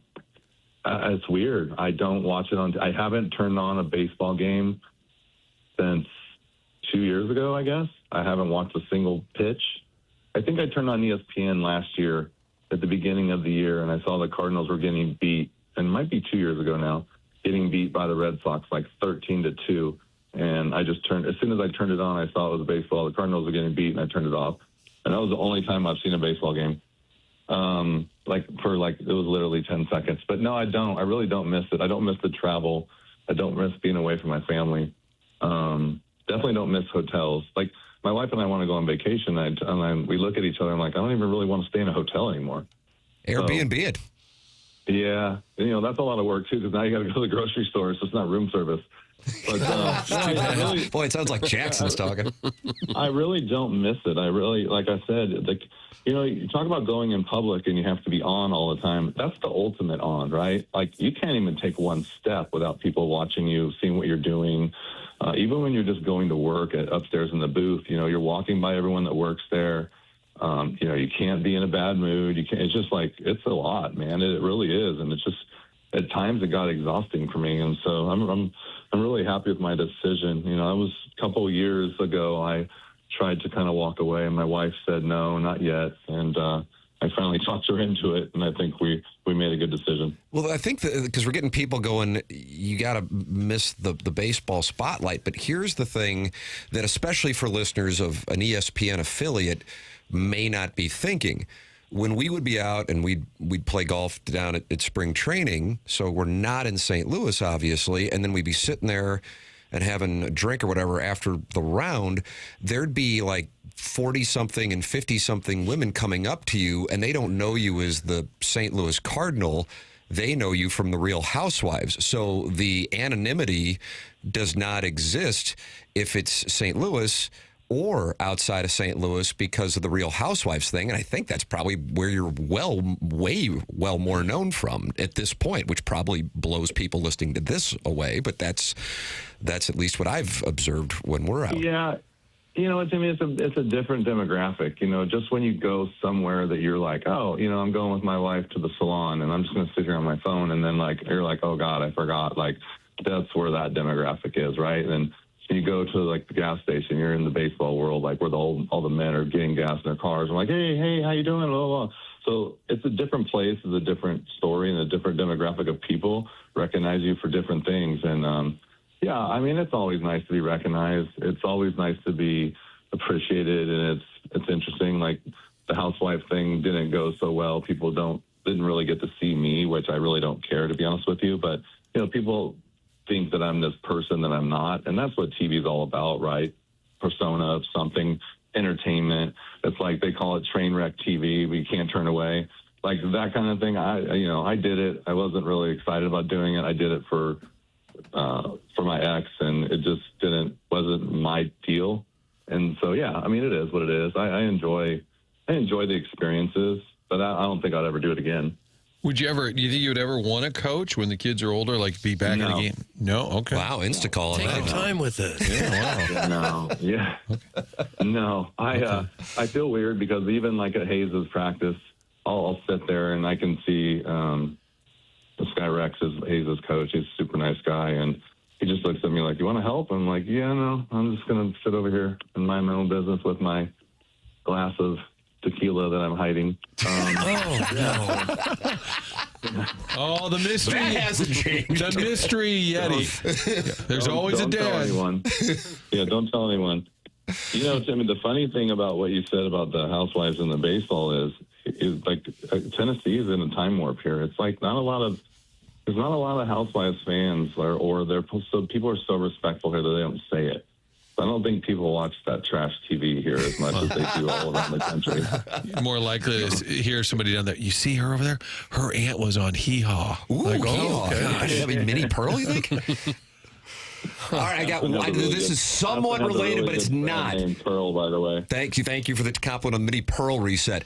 If you got a call from Cooperstown, which, by the way, you're going to get, I'm adamant on this. I've been adamant on it from the beginning, and now the numbers indicate it. You would be happy to make a trip there. Am I correct? Yeah, I would. It would be a little bit of a sour taste in my mouth, but at the same time, who's going to turn that down?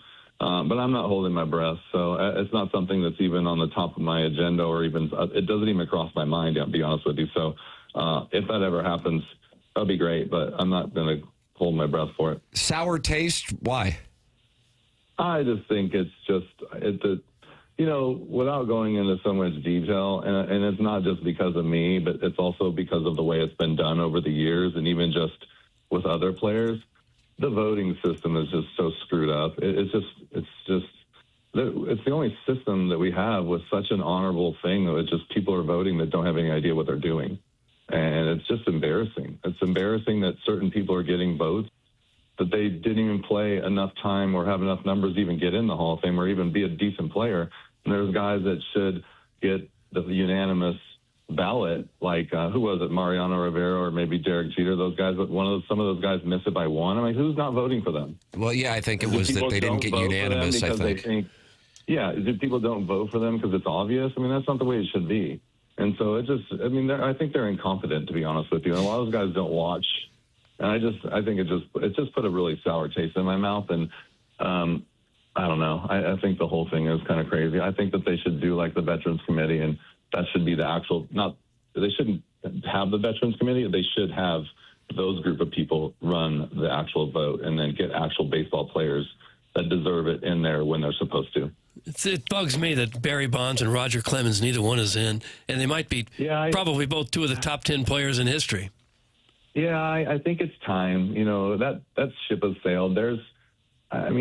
You couldn't count quickly enough to get the amount of guys in the Hall of Fame now that were on steroids. So why not recognize that?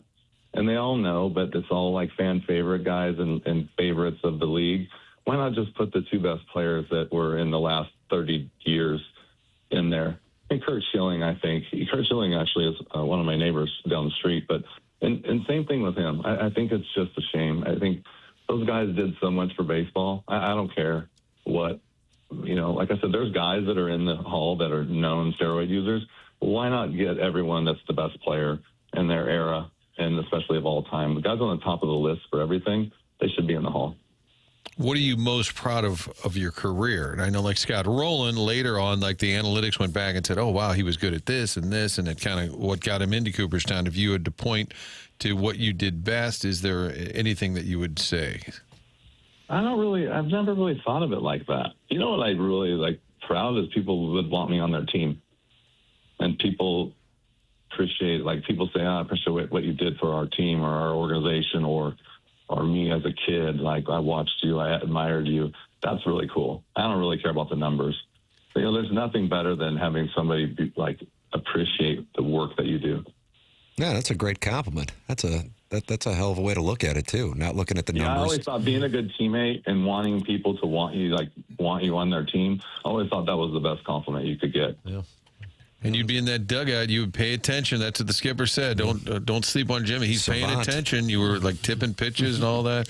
You're tipping your pitches. How's Courtney doing? I haven't seen her in a while, and you talk about how happy you both are, and you're so happy with being there with her. How is she doing? How is she enjoying the fact that you're around all the time? Yeah. She was the driving force behind this move at the beginning, and then we're both just really excited about it. But she's doing great. She's settling into her stepmom role now full time, which is not easy, as everybody would know. And we're just kind of doing our thing. She gets up and goes to the gym and take the kids to school, and we got baseball and kind of a group therapy thing to kind of get the kids, going and being more comfortable with each other and not arguing all the time. And just a lot of different nuances of having a family over, full-time family again. And something for her is just a lot of work. And she's doing great, man. I couldn't be happier. She's an amazing woman. God bless. I love hearing you so happy, man. And it's always great to talk it over about anything, whether it's not baseball or anything else for that matter. Yeah, speaking of that, what's actually going on? I heard that they started spring training, right? Oh, for heaven's sakes. Yeah, yes. we were down at our little picnic table. You wouldn't even recognize the complex, man. I mean, it looks like a college campus now. Finally? They did. Did they redo it? Oh yeah. There's buildings all over. I mean, it looks like a college campus now. You really wouldn't recognize it. You truly wouldn't. Yeah, but they redid all that, but then they lost the culture of the game. So I'm not really confused at that whole situation. Now, what do you mean by lost the culture of the game? Well, I'm hearing that they just don't have that kind of real Cardinal culture anymore. This is just what I'm hearing. Well, that's because the players are, 20. Yeah. Right. Yeah. Well, I mean, you guys are around it enough. I mean, is that all of baseball? I mean, it can't just be the Cardinals. I mean, you can't just dive on jump on the back of the Cardinals, and just because our team and our city expects everyone to win, is saying that they're doing it wrong. Isn't it just the era of baseball is just kind of falling by the wayside? I don't know. That's a good question on that. I don't know, because it's so unique. I mean, when you got here in March of 2000, the Cardinals weren't that far removed from being irrelevant in the standings, because it was really the early 90s. They weren't good in 97, 98, 99, but your buddy McGuire was the distraction there, because that was the show. It wasn't about the team winning or losing. Not that that's the way Mark wanted it, certainly, but that's what it was about.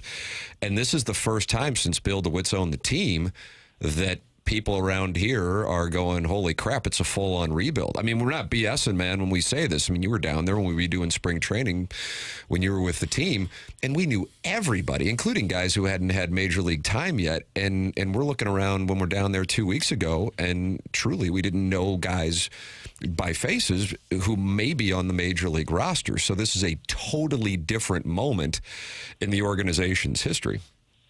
Yeah, it seems like there's a lot of names that just came out of nowhere, where what I have seen popped up here and there. Like, there's a couple of new faces that are really good prospects that seem like they're in camp. And, I just see some stuff on social media once in a while, and I see the guy's name, and I'm had to do a double take and see he's actually hitting in a Cardinals uniform. Who is that? So, I'm not trying to exaggerate. I really have not seen one thing other than maybe on social media, but I do feel bad for the fans if they're really concerned that they're rebuilding and if they're not going to win. It's going to be tough for them to get anywhere near the 3 million mark again, but they'll get it back eventually, and hopefully those young kids will. The hard thing about baseball now is that you can't put a team together that young because they can't stay together. That's the thing. The way the economics are now. That's, I think, what the perfect storm was for us is everyone was already done with all that crap, and they brought people in that were getting paid, we're about to get paid, we're already done with all that drama and free agency and all that, and you kind of knew what you got. And so here you go. Here's 25 guys. We know exactly what we're dealing with, except for maybe 2 or 3, and go get them. And now it's just you get all these young guys, and you got to go through arbitration. You got to worry about, do I bring him up right now? Do I wait to him in Super 2? All these BS things that they play with their service time, and I think it just is it goes both ways, right? They screw with it a little bit, and then it screws with them because it ends up biting them on the backside, because then of arbitration and free agency pop up so quick when these kids are so young. Well, that could all be changing here in a major way. I know you're not following it, but there is an expectation. Bryce Harper himself said it, that there will be a significant work stoppage. He thinks there will be baseball in 27, but he expects there to be a significant work stoppage, and I really do think that owners are going to try to implement a salary cap. When is that supposed to happen? After this season is when the CBA expires. CBA's over after this year? Yeah. Well, I thought was interesting. I don't know if I'm not going to say the names, but I did have a meeting here with the Nashville group, and I thought something was said that I thought was interesting, which I thought was so ridiculous.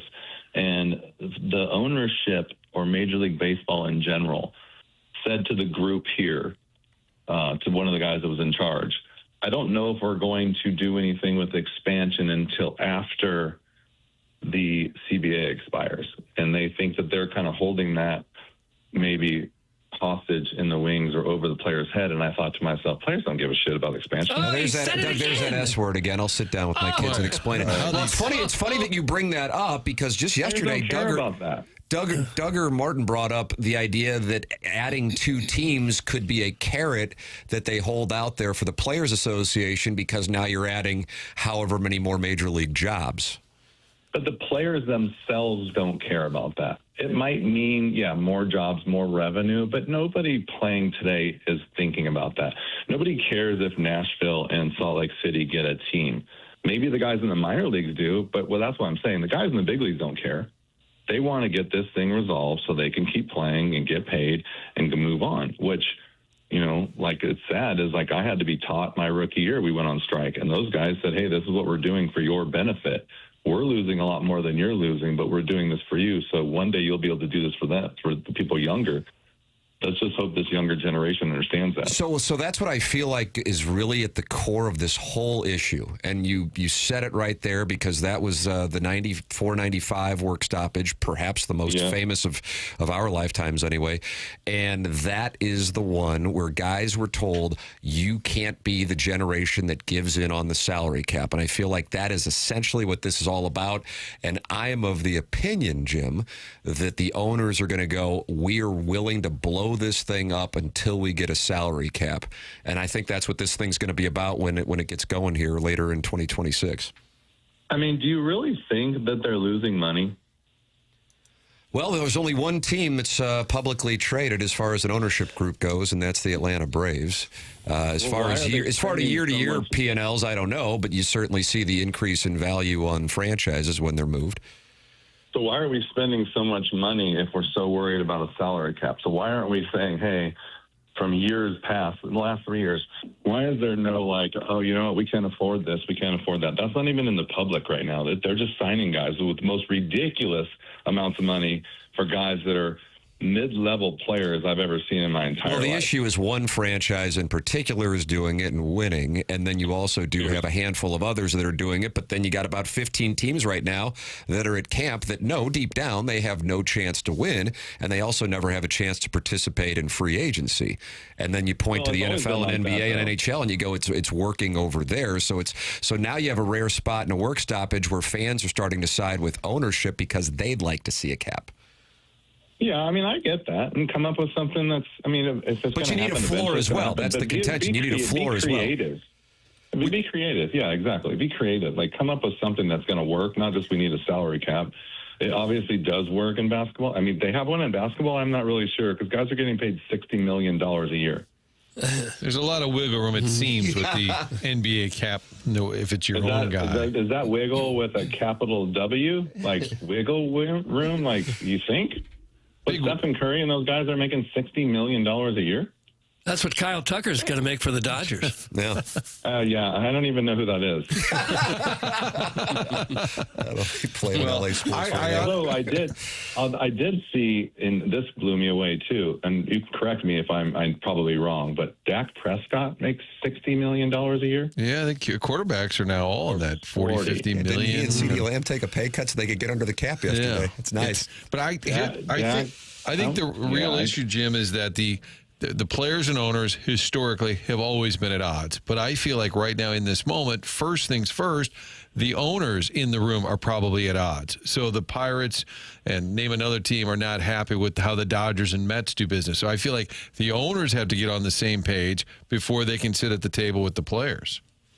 Well, don't you think, too, like if you just back up a little bit and look at the world as far as economic situation for everyone, everyone's got their own deal, right? Like one radio station is better than the other. This war business is better than this. People that are more creative get more. So if you're just going to sit there as the Pittsburgh Pirates and be like, ho-hum, this is all we got, well, be creative or figure it out. Or the owners and the players are so far apart, like A to Z, will come through with all the rest of the letters with a piece of the puzzle to put it together to have something other than this stupid salary cap to hold over everyone's head. Say, hey, we'd like to have a salary cap. We're willing to open up negotiations for all this other shit. Sorry. Doug, how do you explain that to your kids? I can't. I'm out of explanation. Well, I don't know how they talk in Franklin. Yeah. Well, my wife doesn't like it. I still have a little bit of baseball in me, so yeah, she's not really happy with it. But some of the F-bombs come out every now and then. Do they curse in baseball? We used to. I don't know if they're allowed to anymore. Probably not. Back to the salary cap thing, or the thing is, I was going to say, to me, I'm biased, but I think the 90s and the 2000s generation of baseball players, I don't think there was ever a better generation as far as from just being around it. I know the older generations put up with way more than we did. But when we went on strike, we had guys that were veterans say, hey, listen, this is what's going on. We understand where you're at. If you need money, come to us. Do not break the line. here's money, here's this, you can borrow anything. You're like Mark Langston, Chuck Finley, Chili Davis, all those guys. They're like, hey, if you need 10 grand, I'll give you 10 grand. You need 20 grand, I'll give you 20 grand. But do not cross the line. And that, they set an example, and I think that's the kind of thing that they did back then. Nobody was worried, and so there was no issue about us being on strike for too long because they weren't going to break. That's interesting that you say that, because that's what I'll be curious to see. I would be very surprised, we're sitting here talking on March 5th, 2026, if there are players in camp who are the current players, by the way, if they were to go with replacement players, but players in camp on March 5th, 2027. I think that this thing is going to be a long, long work stoppage. That's what my anticipation is. Well, it'll be as long as the fans put up with it. And I think that won't, I mean, now I think some of the fans are, they're getting kind of a little restless and tired of hearing about it. But thank God that the last one was so long ago that people don't really remember it. But I feel bad that that's going to come to that. But I love the fact that a guy like Bryce Harper is speaking up, and he's trying to set the tone for the players. And you need guys like that, even though maybe most people don't respect Bryce Harper because he's the golden child, that he still has a voice, and he's still done a really nice job of standing up for the players and the people around him. And I think that's important. I think there's got to be some more guys that do that for them, or they will have some trouble. Jim, will we see you on opening day wearing the red coat? You know what? If it was up to my wife, 100%. If it was up to me, I'm 50-50 right now, only because we don't have anybody to take care of our children, and I just can't up and go. We could send Jackson Burkett, a young man who is great with kids. We could send our producer down. Yeah, I can do that. I mean, if you just turn around in one day. Actually, we're trying to get there. We're in a unique situation right now, and I know, Timmy, you're aware of what's going on, and most people aren't. But the kids right now are first and foremost, and we're doing everything we can to not have any help and stay and try to get them on the right track. And so, I was trying to explain to my wife, sometimes there's like reality out there other than baseball, and they come first. And so we'll see how it works. We're looking for someone to help, and. But when they're in school right now, we don't really need any help, and we haven't had any help. So it's like I'm kind of like, I'm not torn. I want to be there, but at the same time, my obligation right now is for them. All right. God bless. How many kids do you have? I have 3 here with me full time. Okay. That's a house full. Landon is in college. Can you believe that? How about that? Did I tell you that the other day? He just turned 20 the other day. Yeah, you were texting me about him turning 20. Yeah. And then Sutton is going to be a senior at in St. Louis still. She's still there. And then that's it. The little ones are with me. I see Sutton on a fairly regular basis. You should be very proud of her. She is. She's a grown woman. She's an impressive person. She really is. Doesn't it come out of nowhere, huh? They just grow up overnight. Yeah, man. I remember. I'm going to send you some videos that you wouldn't believe, Landon, how much he's changed and how much he's improved in baseball. He's actually listening to somebody now, and he's completely revamped his whole swing, and he looks like a different player. How about that? Where's he playing? Can we ask? He's down in a small college in Alabama, and it's a junior college right now. But there's a really interesting story. So his coach that I loved for summer ball was in Atlanta, and he said, "Hey, you don't have any offers yet. I want you to go play for this guy for a year. Just try it. If you don't have a major offer, go play for this guy in Alabama." And I love this coach so much in Atlanta. I was like, I respected everything he said, and I was like, this is the best coach he's had, so let's try it. And this guy is hard-nosed, gnarly, cranky, mean, but his record at this junior college in the last couple of years is 140-40. And they practice every day, and he runs them to death, and he's screaming and yelling. Landon's like, I really don't like getting yelled at. I was like, well, I didn't like getting yelled at either, but get used to it. And but he hits every single day, all day. He has now processed the information I've given him over the years. He's got a guy there that helps him. He's got kids there that are willing to help. And I think he's just kind of finally matured in saying, you know what, I wasn't really getting away with what I was trying to do, and now I got to fix it. And his mom actually sent me a video of him from behind, and guy threw him a slider, and he just perfect swing, just missed it and popped it up. And she sent me a video, and she said, "This looks just like you." And I was like, his swing has totally changed, and he's spread out a little bit. And I'm pretty impressed of what he's become. So I'm hoping he gets some playing time and he can further his career down there and get himself a chance to go to a major university. God bless. That's super cool to hear. Yeah, I didn't know that, man. Pretty That's cool awesome. to watch. Yeah, it's pretty cool to see somebody improve. You know how that works. You know, you've been watching Doug for so many years, getting better every year. So Wow, That's how it works. That's how it works. come a long way. When Doug first came up, we were really questioning it, but now it's nice to see him start listening to people. I had to get my shot in there as soon as the cat's not around. So I had to, like, the barn cat. You got the barn cat next to you, not Jimmy the Cat Hayes. Doug, do you feel like you're about to hit your stride? Well, I better get there because I'm about to turn 80. Where is the cat these days? He's got a podcast, Cardinals Territory, does with Lance Lynn and Kyle Gibson and Matt Holliday. Yeah, you would enjoy it. Yeah, they do some slap and tickle on that thing. Yeah, I'm really sure I'd enjoy that one. Oh, no. Damn it. Now you got to go on the Cats podcast. That By the Lance way, Lynn, did you man. guys- Lance Lynn, he'll come after you. I'll tell you. He didn't pull punches. I love Lance Lynn. He's He is something awesome. else. I mean, you know what? Matt Holliday's a sneaky, funny guy, too. Oh, But by yeah. the way, did Absolutely. He you texts see- Martin throughout the program taking shots at this program, so you'd enjoy that. Yeah. Did you see the house he put up for sale in Oklahoma? Well, I mean, let's not act like you're. I mean, you know, you had a nice little. It seems like you guys all two-bedroom made spot money. here. I think, if memory serves. Well, my house didn't look like a college campus. Holy crap. That thing is amazing. He's got a baseball field on his yard. Yeah, I'm like, if we were up in the air about where we wanted to live, I would think about maybe going down there for a while where these kids are still young and can run around and play. That place is amazing. Yeah. Good for him, too. I think he's moving to Arizona or something, right? Yeah. Arizona. It's what he's got on. You're right. What he has listed is more of a compound than anything. You know, it's got the giant baseball field, huge workout area. I think there's a pickleball court. It's a beautiful spot. Yeah. Yeah. Let's put all of our. How about we put all of our money together, Jim, and we all move there. We'll do the shows from there. Yep.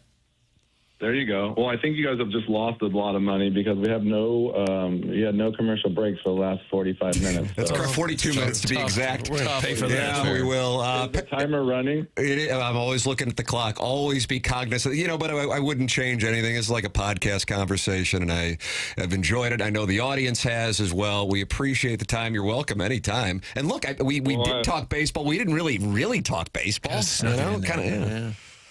Well, I don't know anything about baseball, so there's really nothing left to talk about. Those days are gone.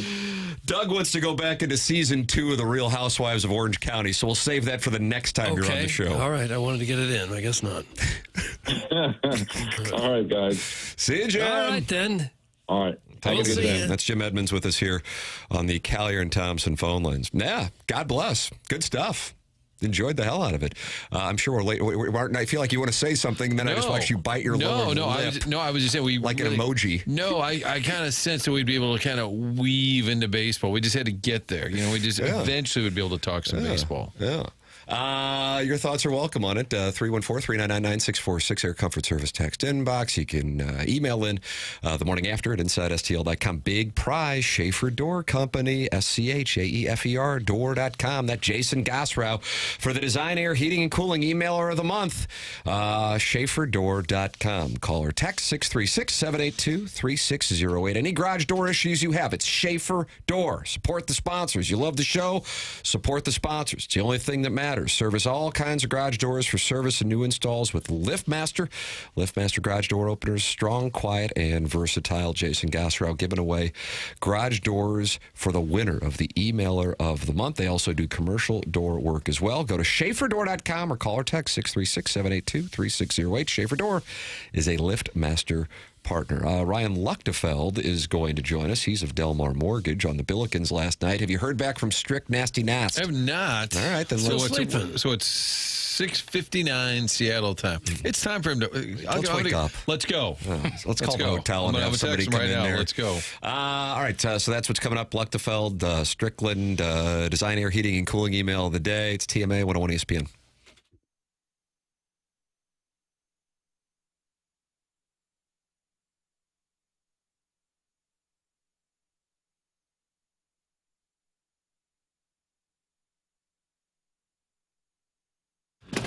Here's the deal at Schnucks. You can save money in so many different ways, and that includes the old-fashioned newspaper. You grab that on the way in and to list all the things that are on sale that week. You can also get next week's ads as well. If you're looking for ways to save money, especially on those groceries, Schnucks has so many options for you. So you view the ad all these different ways. Whether you're on the go, you want to browse it in the Schnucks Rewards app, or on the website, schnucks.com/weekly ad. Pick up that paper copy. It's at the entrance of the store. Get the following week's ads as well. So many more ways to go beyond and save. Personalized savings when you're part of the rewards team. They'll let you know each week items you often buy, if there's any added savings that week. The coupons just show up in your rewards app. Plus, they launched the new Rewards Boost, a fun little way to save money, playing your way to more savings. That's the value that you know and love. It's available at any neighborhood Schnucks store.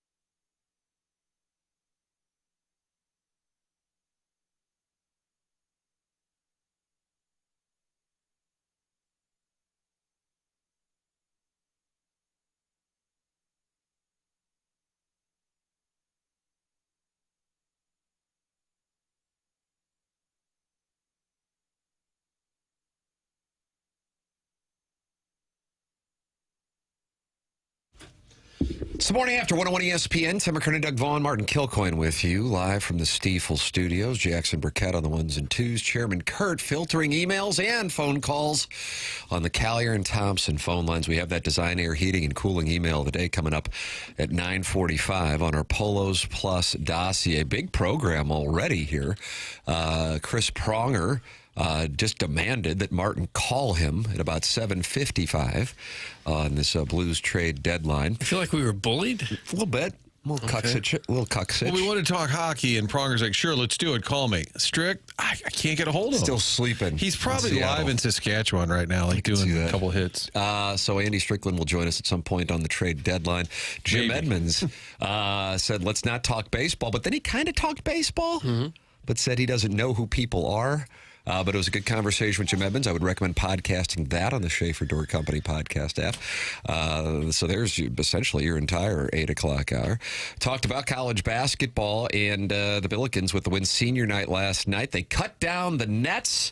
And Ryan Luechtefeld is going to join us here coming up momentarily. He is with Delmar Mortgage. He was with the Billikens in the 1990s. Delmar Mortgage is online at delmarmortgage.com. And Ryan's number, 618-593-3608. And he's going to give you a personal local touch, but with all of the necessary technology to make the process smooth and easy. If you are looking to buy a home, pre-approvals and fast-track options will make your offer stick out to local sellers and listing agents. And you can get closings in as little as 2 weeks. Delmar Mortgage, 60 years of a family-owned business. And Ryan himself has been doing it 22 years. You can give him a call directly, 618-593-3608. He is close to Scott Air Force Base, loves working with veterans, and you can check him out on his YouTube page. It is Ryan Luechtefeld, formerly of the Billikens, now with Delmar Mortgage, giving us his analysis of what we saw last night with the Billikens as they get ready to wrap up the regular season on Saturday and then head into the Atlantic 10 tournament. Ryan Luechtefeld joining us now on the Callier and Thompson phone lines. Morning, Ryan. What's up, guys? Were you at the game last night? I was. I didn't see you. I was happy to hear that you were there, but I didn't. Normally we run into each other. Yeah, there was. No. Now, see, now you're doing exactly what I was about to say. Okay, I thought he missed you that way. I saw Troy Robertson after the game, and he was talking it over with my older son and asked what sports he's in. And he said, "Yeah, on the basketball thing, it's probably best if you don't pursue that." And I said, I know what you're saying. I know what you're implying." And he said, "It's a genetic thing. You probably don't know what that word means anyway." And then my son says, "Well, I do."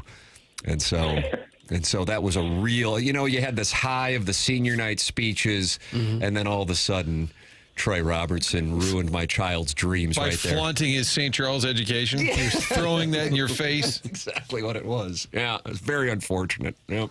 No, it's typical Troy. He kind of gets off on putting other people down. Yeah, that's his thing, Doug. It's a trait that I've lived with for 25 years. Yeah, it's unfortunate. Yeah, that's what goes on. What did you think of last night's festivities as far as the game play? And then we'll get into senior night and what is to come. Anything stand out from the game itself? I mean, the game was just fun. Like, it was more like, I told my wife as we were watching, this is kind of like an exhibition. Like, they know they're going to win. Unfortunately, Loyola's just not very good, or I guess fortunately. It was cool seeing Jaden start and guarding somebody who was at least a foot taller than him. It was a fun night. What was crazy about last night, like, you don't think they play well. And then you look up, and once again, they shot 53% from the three-point line. Like, people don't realize how hard that is to shoot that well game in and game out. It's pretty wild. And the only reason why Loyola was, relatively close is they also, they had two guys who were responsible for, I think, about 75% of their points. And they also had a guy kind of like what the Billikens ran into with Rhode Island a couple weeks ago, a guy who normally doesn't shoot well, just absolutely went off himself. That was scary seeing him do that, but luckily they hit some of their own to pull away. The broadcasters on the CBS Sports Network who did the game, they were calling Robbie Avila college Jokic. Is that a bit of hyperbole, or is he really maybe even better than we think he is? He's impressed me this year. Like last year, he had his struggles. I think, just going from the Valley to the A10 and just the athleticism in the A10 compared to the Valley, I think made him struggle a little bit. But this year, I think he got himself in a little better shape. Plus, he's also got just tremendous shooters around him. So, yeah, he is good. He is fun to watch. Even defensively, obviously, he's a step, or as coach says, maybe 2 steps slow. But watch him when you watch him contest at the rim and go straight up. He does that as good as anybody I've ever seen. Like just people drive, and he does such a great job of not fouling and just jumping straight up. And like I said, he does it better than anybody I've seen. What's the level of anxiety amongst alumni? Like, oh man, Schertz is going to go. He's going to get an offer. He's going to be on the market. I mean, I know everybody talks about it, and then we kind of, I think, have this internal debate. Well, he really likes it here, and maybe they'll pay him more and bump up the NIL. But I think until the A10 can be a multi-bid league, that's always going to be a challenge. Oh, it's certainly my anxiety is high. And you guys talked about it earlier. I was certainly excited to hear what he said after the game about doing it one more year with Kellen. Yeah. We're all on board for that, or multiple years. You know what is scary? Like you watch Loyola. This is what was kind of one thing going through my mind last night. Loyola was in the Final Four. Not that long ago. 8 years ago. And their coach leaves, and now they're the worst team in the A10. Like that's what's scary is the coach matters. Yeah. Well, I mean, that building, I went to the game last night with my older son, who, again, had that unfortunate run-in with Troy Robertson. But then also one of my son's friends and a guy who was a grad assistant at Michigan State for a couple of years and loves the game. And, that was his first time seeing the Billikens up close and personal. He's not from the area. And had a real appreciation, number one, for how they play. And then he heard Schertz speak. He coached, for Tom Izzo for 2 years. So, that's about as legit as it gets. He hears Schertz speak after the game, and he's like, man, he goes, this guy, here's the thing that stood out to me as a guy who coached for Tom Izzo. You saw players, Ryan, getting emotional when they were talking about their experience there and their head coach. He goes, you can't just create that. That's a real thing. He goes, this is the kind of guy that schools around the country would love to bring in, not just because of the success he's had at both, you go back to Lincoln Memorial, but also Indiana State and now here, but also because there's that organic buy-in that he gets not just from his players, but as you've seen here, the community, going back to the coach mattering. Yeah, for sure. I mean, he's going to be on so many people's lists. And I think it's just, I don't know. I don't have any idea. I put myself in his position. Like, if Providence comes calling, and that's if you go on X or Twitter, whatever you call it, that's who's all over our Twitter page, the Billiken Twitter page is Providence. I can't see him doing that. If Kentucky comes calling, I'd be like, yeah, coach, you probably should do that because that's just a different level. Yeah. It depends on what he wants. Hopefully he likes it here, and I know he does. Like, he does like it here. But there are levels to this thing, right? For most of the history of Billiken basketball, the top players tended to come from this area. The St. Louis area. This year, I think the only guy on the team from St. Louis area is Thames. Do you think their success will help with recruiting around here? And is that even important? I think it's a little overplayed, and especially with coach, okay? So he plays to a style, right? And if there's local kids that can play his style, he'd love that, no doubt. I think that's better. I mean, people love Kellen, because he's exciting, but people love Kellen more because they saw him play in high school. They know who his dad is. They know he's local. So I think it's better. Do I think it's overplayed? Yeah, I mean, because the flip side of that is if you get a local kid that doesn't get to play because he wasn't recruited properly into the right system, that's worse than not playing a kid who's not from St. Louis. You know what I'm saying? So it's just it's a double-edged sword there. But if you can get a kid who's successful and they're from St. Louis, obviously you'd rather have that than a kid who's not from St. Louis. I'm trying to think of Luechtefeld back in the day, what kind of NIL, maybe some gift cards to Clark's. I'm trying to think, what do you think you would have cleaned up on? Well, bad knowledge there. Clark's was closed by the time I got there. It was? Oh, wow. Yeah. I don't know. Maybe a couple shirts. Shirts.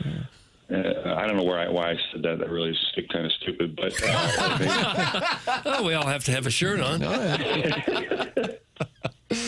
You take what you can get. You It's take what you can changed get. dramatically. God, I thought Clark's was around. Okay, this guy. Yeah, Martin's taking notes. I'm more that Clark's concerned was about not Clark's working. when that closed. I'm going to look that up, but Humphreys is back, baby. How do you feel about the way, if you were to compare your feelings on how the team played in January versus February and the first week of March, would there be a disparity on your feelings of optimism, or is it about the same? No, it's about the same. Teams are playing us different. Teams absolutely. Teams figure this out, right? And SLU's making adjustments as well. It's also natural, I think, just to have a letdown. It's a long season, and now that the season is, you got one more game, and obviously you want to win that game and win the A-10 outright. But then next weekend, I just think that they'll re-engage. Not that they're not engaged, but it just the level of play changes, the excitement level changes. So I think once they get to Pittsburgh, I'm pretty optimistic that they'll at least play on Sunday and hopefully cut the nets down on Sunday.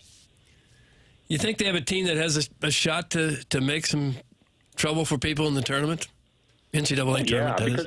Because they play that style, and when you get into the tournament, you're now playing teams that don't know you as well, right? When you play these A-10 teams, you've played a lot of them already. They've obviously seen you all year. They gear up for you, then you get into the tournament, and that, it does happen. 7s and 10s do beat 2s, 8s and 9s do beat 1s, and that's where SLU will be. Obviously, you play Florida in the second round. It's not going to be an easy game, but it's possible. And because of the way they shoot, we've seen that going back our whole lives, that teams that can shoot, they're a different animal when the tournament rolls around, and hopefully that's what we see. Yeah, get one of them hot, go on a run. That's what we're counting on here, Doug. That's what we're counting on. Ryan Luechtefeld, Delmore Mortgage, with us here, giving us his analysis on senior night. Anything other than Josh Schertz saying to Kellen Thames, stick around for one more year and trying to get the crowd going on that stand out to you from the senior night festivities, cutting down the nets, the whole thing, Ryan? The whole thing, yeah, and just Schertz he's just great. Robbie's great. All the other guys are great. I loved even the Isaac, I think his name. I should have that knowledge. I should know his name. Yep. But he got emotional. It's so much fun playing college basketball, and now that it's coming to the end for some of these guys, that gets emotional. But hopefully we got at least 3-4 weeks left. What did you do right after your college career ended? Did you find other places to play, or how did you fill the void? Yeah. I mean, I still play from time to time, but yeah, you find old man's leagues, and it's kind of, for the first while at least, it's kind of fun because Spoon's not yelling at you to get down and guard somebody who's a lot quicker than you. So it's kind of fun for a while, but you certainly miss that. You'll never get that level of competition, that level of people caring ever again. So it's definitely a void, but life goes on. Yeah. Ryan Luechtefeld, Delmore Mortgage, with us here on TMA. Our Billiken analyst here as long as the run goes, and hopefully, as you said, it's another 3 or 4 weeks. Wouldn't that be something? Ryan Luechtefeld, Delmore Mortgage, and former Billiken, giving us his perspective on the Billiken win last night and one hell of a senior night ceremony down at Chaffetz Arena. Ryan, always appreciate the time, man. Thank you so much. You guys have a good day. You too. That's Ryan Luechtefeld with us here on TMA. And he joins a guest list today that has featured Chris Pronger, Jim Edmonds, and if Andy Strickland is up at I'm this point, Martin's now sending housekeeping up to the room now. I am concerned that he just tied one on up there, and he went to the top of the Space Needle and said, "Toast to Parayko. Perry's on the way out. Tomer is next." Strick, go to bed. Let's see. Martin, we do have the Design Air Heating and Cooling email of the day coming up at 9:45 on the Polos Plus dossier. Can you tell people about Design Air? Love Design Air. You can count on them to be here today, tomorrow, years and years later, because they've been doing this for a long time, and that is taking care of the comfort inside your home. Industry has changed, certainly since the early days of Design Air, but they maintain the same principles, have employees that are happy to be the kind of the face of the company, and we talk all about it. We had an addition today too, didn't we? It was the sexy Brad, I think, got added to the list. So the energy he brought over to Alan Dadesville's house stood out. So they have employees who represent the company well. They like working there, and you can tell the difference when they're inside your home. They'll let you know what repairs you need. If it's time for a replacement, that's a big purchase. They're going to sit down and explain it to you. They did that with me. There are different options. There's so much new technology. Great job explaining it. Then the installation, real simple. And then they explain how it all works. The product's great. The people are great. That's why Design Air is the company we endorse, and they have sponsored this show longer than anybody. It's designerservice.com for your heating and cooling needs year-round. Email in the morning after at InsideSTL.com. That's the address. The morning after at InsideSTL.com. The prize for the month of March, a $5,000 garage door, up to $5,000 garage door from Schaefer Door Company. Jason Gosrow, email in. That's the prize. And right now, the standings, nobody has 2 wins so far. Chet's neighbor, Toby, average size Shabangas, all with 1 point. Who's going to get the point today? That'll be coming up here at approximately 9:45. The program's called The Morning After. It's presented by Brown & Crouppen on 101 ESPN and the TMA STL YouTube channel.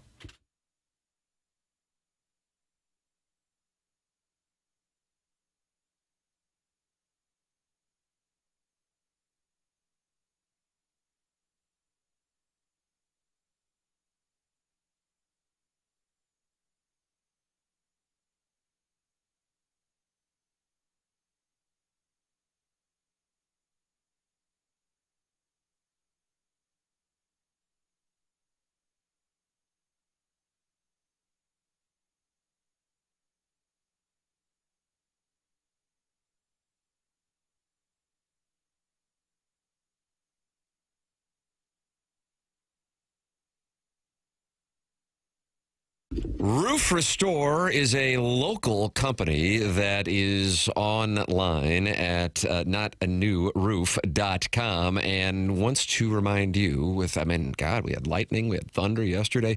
This is the time of year where we're going to get those spring storms, which means we're going to get hail. That's just the nature of the beast at this time of year, really, for now through probably early June in St. Louis. That's what's going to happen. Hail damage can be a major problem. Well, Roof Restore can help you out. This is something that can be really helpful and can save you money. So check them out and learn what notanewroof.com, that's Roof Restore's website, can do for you and your family's home, because this can change the whole game for you and any potential significant expenses that you could experience from dealing with hail damage. So Roof Restore can help your roof perform better and therefore better protect your home in a hailstorm. By increasing shingle flexibility and granule adhesion, they can help your roof's ability to protect your home from hail. So protect from spring storms in the St. Louis metropolitan area by calling Roof Restore for a free, no obligation inspection. They're online at notanewroof.com, or you can call 314-279-ROOF. That's notanewroof.com, or call 314-279-ROOF.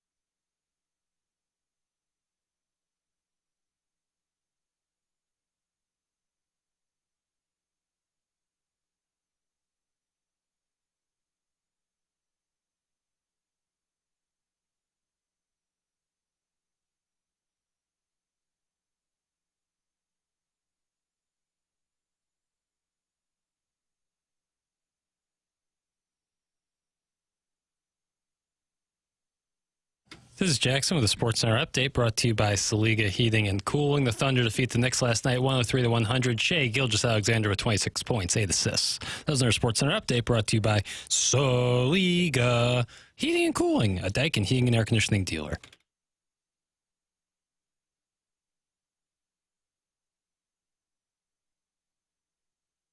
Welcome back to the program. It's called The Morning After, 101 ESPN show presented to you by Brown and Crouppen as we broadcast from the Stiefel Studios. Tim McKernan, Doug Vaughn, Martin Kilcoyne with you on the show. Joined today by Chris Pronger, Jim Edmonds, Ryan Luechtefeld, and the boys are efforting Andy Strickland. Doug says he's sleeping. I said, I don't know. I think he's probably asleep. 7:30 Seattle time. Yeah, I guess. Wouldn't you be in a hotel if there was a game the night before? But he's a hockey insider. I thought he might be up and at trade deadline day. Me, I'd be sleeping through the team flight. I'm like, oh, crap. And monitoring the Colton Parayko decision, Doug. That is what we are waiting on. And then I would imagine that the moment that he makes his decision, and if he does say, yeah, you know what, I'll go to Buffalo, then let the flood begin. And then I cash in my $100,000 bet. And the over of 2.5 trades by the Blues by the trade deadline will hit. And we'll probably go to Sizzler. I think I'll probably celebrate by going to Sizzler. Me, I'm just a mark-ass buster. That's correct. Okay? But if Parayko says, no, I ain't a-going, then what do the Blues do? Do they try to trade him somewhere else? It's got to be somewhere where he wants to go? Got a little awkward getting on the plane to San Jose, and Army's sitting there, and here comes Parayko with his briefcase, getting on the plane. Hey, what's up? Hey, how you guys doing? Like, you're still here? Pretty weird. So what predictionary papers, will he say yes? Will he go to Buffalo? What do you guys think? What do you think, yes or no?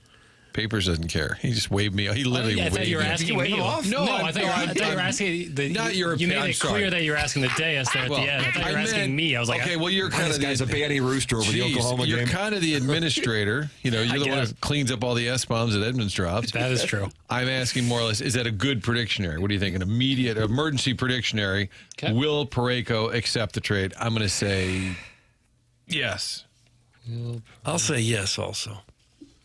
I'll say yes as well. All right, so it was a bad predictionary, and that's what I was looking to head administrator. But what happens on ESPN's College Game Day is then you have the meme of everybody picking one team, and then that team doesn't win, and then that fan base is in cells post that all throughout the evening as a big win over the big media. You see? So now when he doesn't, Doug, your mentions are going to be lit up, and you'll be called a mark-ass buster. I don't like that. He ain't freaking going anywhere. Deal with it, Hoosiers. That's from Doug's Soggy Waffle. So we've been called Hoosiers instead of idiots. Well, nobody knows except him. Okay. I don't know. Do you think fans deep down right now? Well, I'll ask. 314-399-9646. What do you want the answer to be? It's your own answer. Listen, everyone is special. I want you to hear that, Doug. Okay. Everyone is special. Everyone's special. And so, even though I may be more talented than you, my vote is just one just like yours. So what is your vote? Deep down, are you hoping that this station at some moment, could be any moment, is reporting that he has accepted it? Or are you hoping that he rejects it? What do you think people want over, like, if we were to do a Gallup poll? I think most people are against it. That's my gut. Against the trade? Yeah. In other words, they want him to reject it. I think the majority of people are surprised they would do it. But as we talked about in Pronger's interview, you get the first-round pick and you get the kid defenseman, big defenseman who was a 9th overall pick last summer. That's pretty enticing, even though that kid's probably, not quite ready. I don't know. But I think the return, if your plan here is to say, all right, it's not working. We thought we were kind of on track here to be a contender again. We were wrong. We're gonna reset. That is kind of an attractive return. It feels like they would be trading for a guy who is a younger version of Parayko and a first-round pick on top of that. So it makes perfect sense where the Blues are concerned. But Parayko is a popular player here, and I think a lot of people like to see him stick around. The city of Buffalo isn't any worse than this S-hole town. He's out of here. That's from Lady Sonia's Teacup. I think that's part of the sales pitch. Buffalo's pretty rough. I've never done any buffaloing. Yeah, I don't know if I've ever been there. Not a lot there. You haven't Niagara been there? Falls. I don't think I thought you would have been there for a Rammies. I think I've gone through it. Going to Niagara. Well, my sister lived in Toronto, and we went through like Niagara Falls and kind of at some point went past it somewhere along the way, but have never been. I was in a cab ride there once for a Rams game, Rams weekend, and all kinds of crazy driving he was doing. And I said, "Is this really the most direct route to the hotel?" And he said, "Oh, way back when the people who built Buffalo made the streets confusing so the British couldn't get around here very easily." I said, "Seriously? All right. You haven't fixed that yet from the 1700s?" Is that what's going on with Boston? Because that's a hell of an operation to get through. Maybe. They buried the highways in Boston. Buried them. Mm-hmm. All tunnels. The highways are like under tunnels. He does speak the truth there. There's a lot of tunnels there. Yeah. Like they had the big gerbils. dig there. The big dig. Gerbils and I thought it was for a subway. Little cigarette No, lighter. it's the car highways, and then also they have a gerbil lane. They don't. Look it up, Doug. You sound like an ass right Yeah, now. and then you can I've get it. had such a bad show. It started from Mark S. Buster. And then Edmonds came after you. Yeah. Shut the hell up, Doug. I'd rather watch a slow motion replay of my own castration than watch any St. Louis sports team right now. Turn the city into a data center. That's from the Shrewsbury Seat Sniffer. Now, in fairness, his anger could be understood because he just said replay of his castration. Right. Meaning he has already been castrated. I see. Okay. And chemically or otherwise, that's got to hurt. And he wants the whole city to be turned into a data center? That's correct. Doug, suck it. That didn't sound like Edmonds. It wasn't. Somebody else. Who's that? Unknown man. I'm saying somebody is channeling their inner Edmonds, which, by the way, fascinating interview. But to me, when Jim Edmonds is on, most fascinating is watching the inbox because it goes from radio gold, love Jimmy Ballgame, he's the best, like, oh, cry me a river, get a real job. It just goes back and forth the whole time. I mean, I don't know if there is a more polarizing guest that we have on this program than Jim Edmonds. I was making that same observation, Martin, as we were saying in the break room.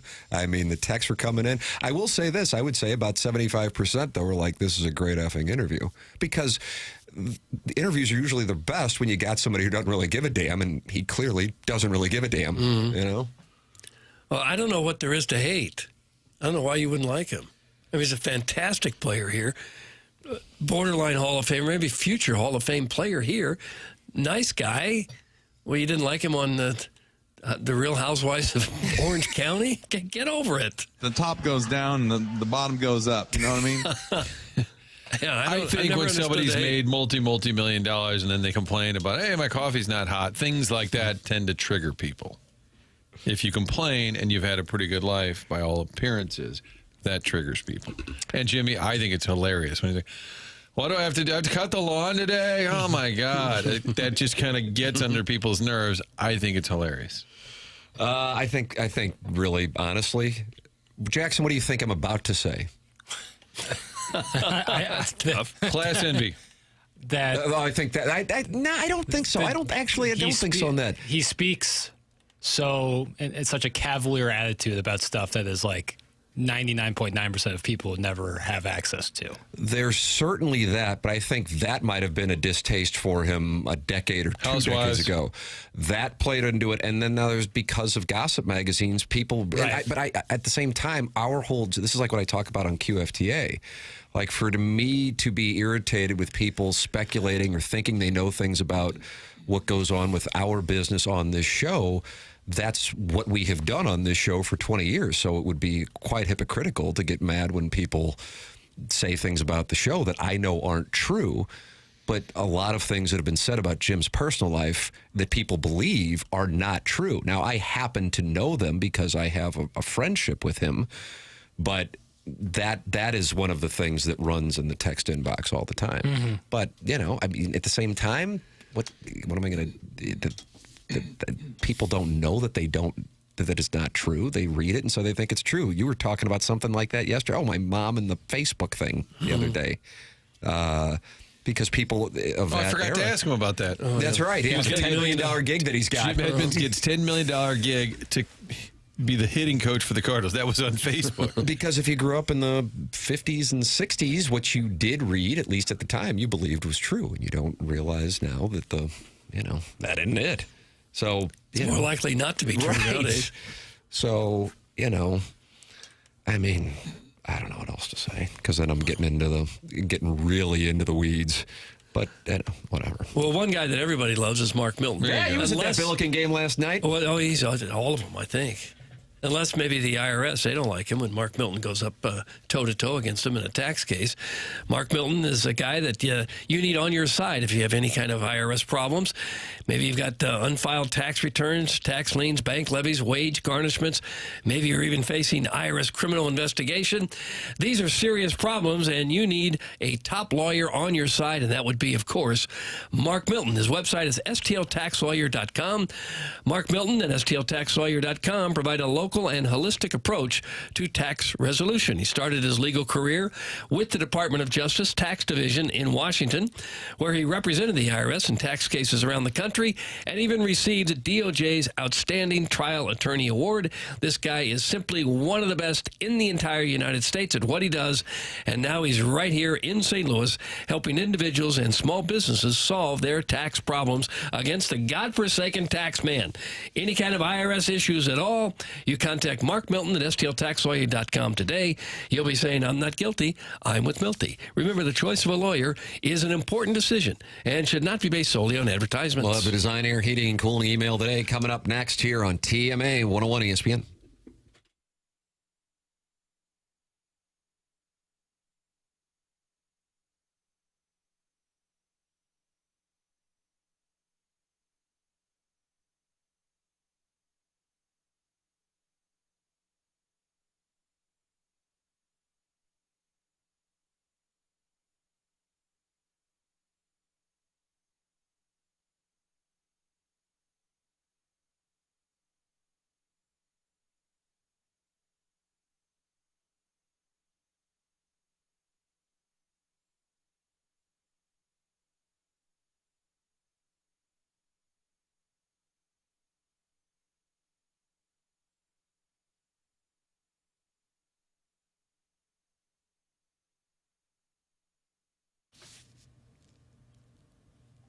AutoLoanPro.com. Yeah, that's what I was just kind of ruminating in my head, thinking a little bit about it, and then I got the Joy of Italia buzzer. Go, hey! AutoLoanPro.com. That's the great website I've been telling you about for your next vehicle, and if you've had some hiccups along the way, you're not sure what you can get approved for, AutoLoan Pro is the place to go, because it doesn't matter what the situation, what the circumstance, they'll get you that new vehicle. Get online at AutoLoanPro.com. Check out the vehicles right there, and while you're on the site, download the free playbook, something they put together to help educate you and also to help you get into the car of your choice in the future. You can do all of this with little to no money down and the best rate possible. They work with over 50 different lenders to make sure you can get the best rate. Anyone can sell you a car, but it takes a pro to do it right. Making that large purchase can get a little bit complicated. Make sure you're working with AutoLoan Pro. Get yourself back on track. Check out the vehicles online. Download the free playbook. They are part of the Lita family. Financing a car, only thing to know is to choose a pro. AutoLoanPro.com.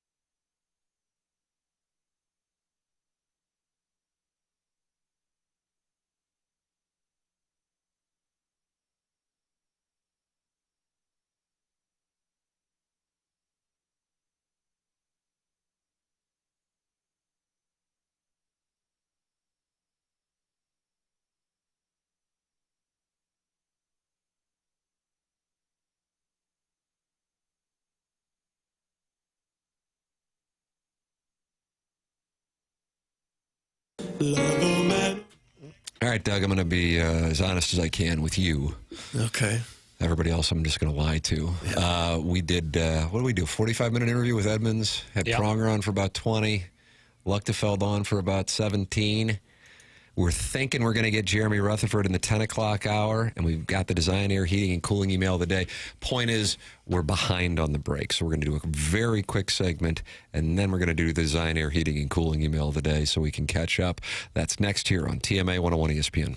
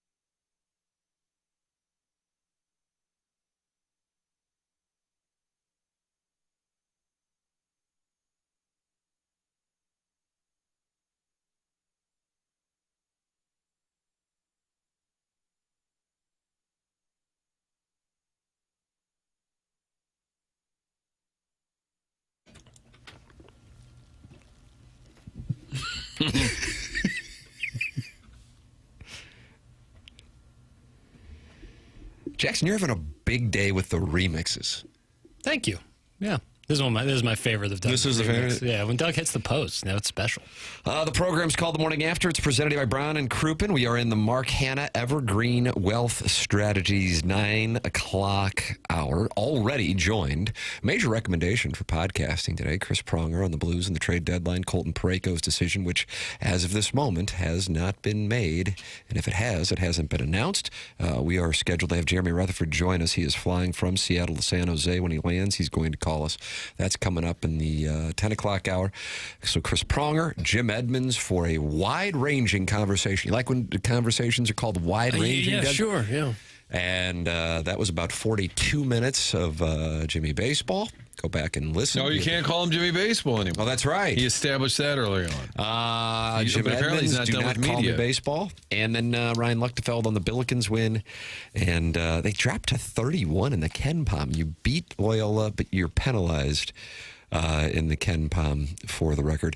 They're now at 31. So JR scheduled here on this Polos Plus dossier, but now it's time for the Design Air Heating and Cooling email of the day.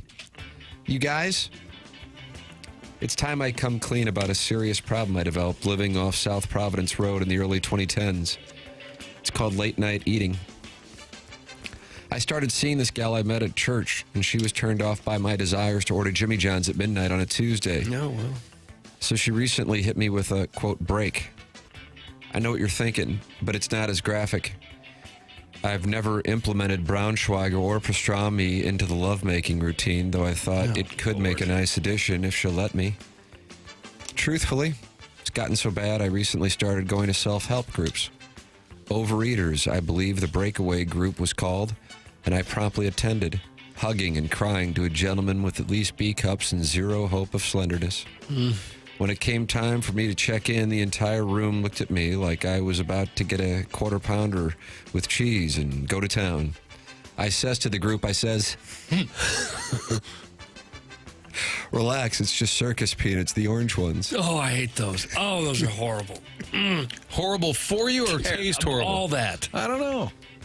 Then Sunday night, when I was rewatching Game of Thrones, chewing on some Lee's Extra Crispy, I seen the Cardinals. I hate it when people say, I seen this.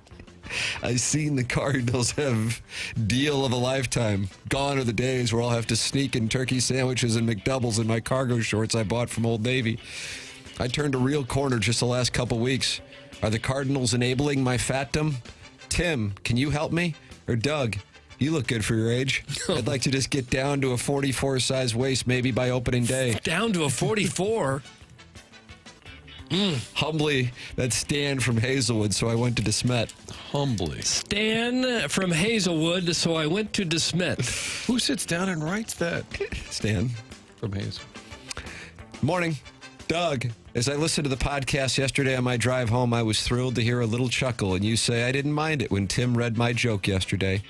Of course, I'm sure it was more about Tim's delivery than the actual content, but regardless, let's go for two in a row. What did okay.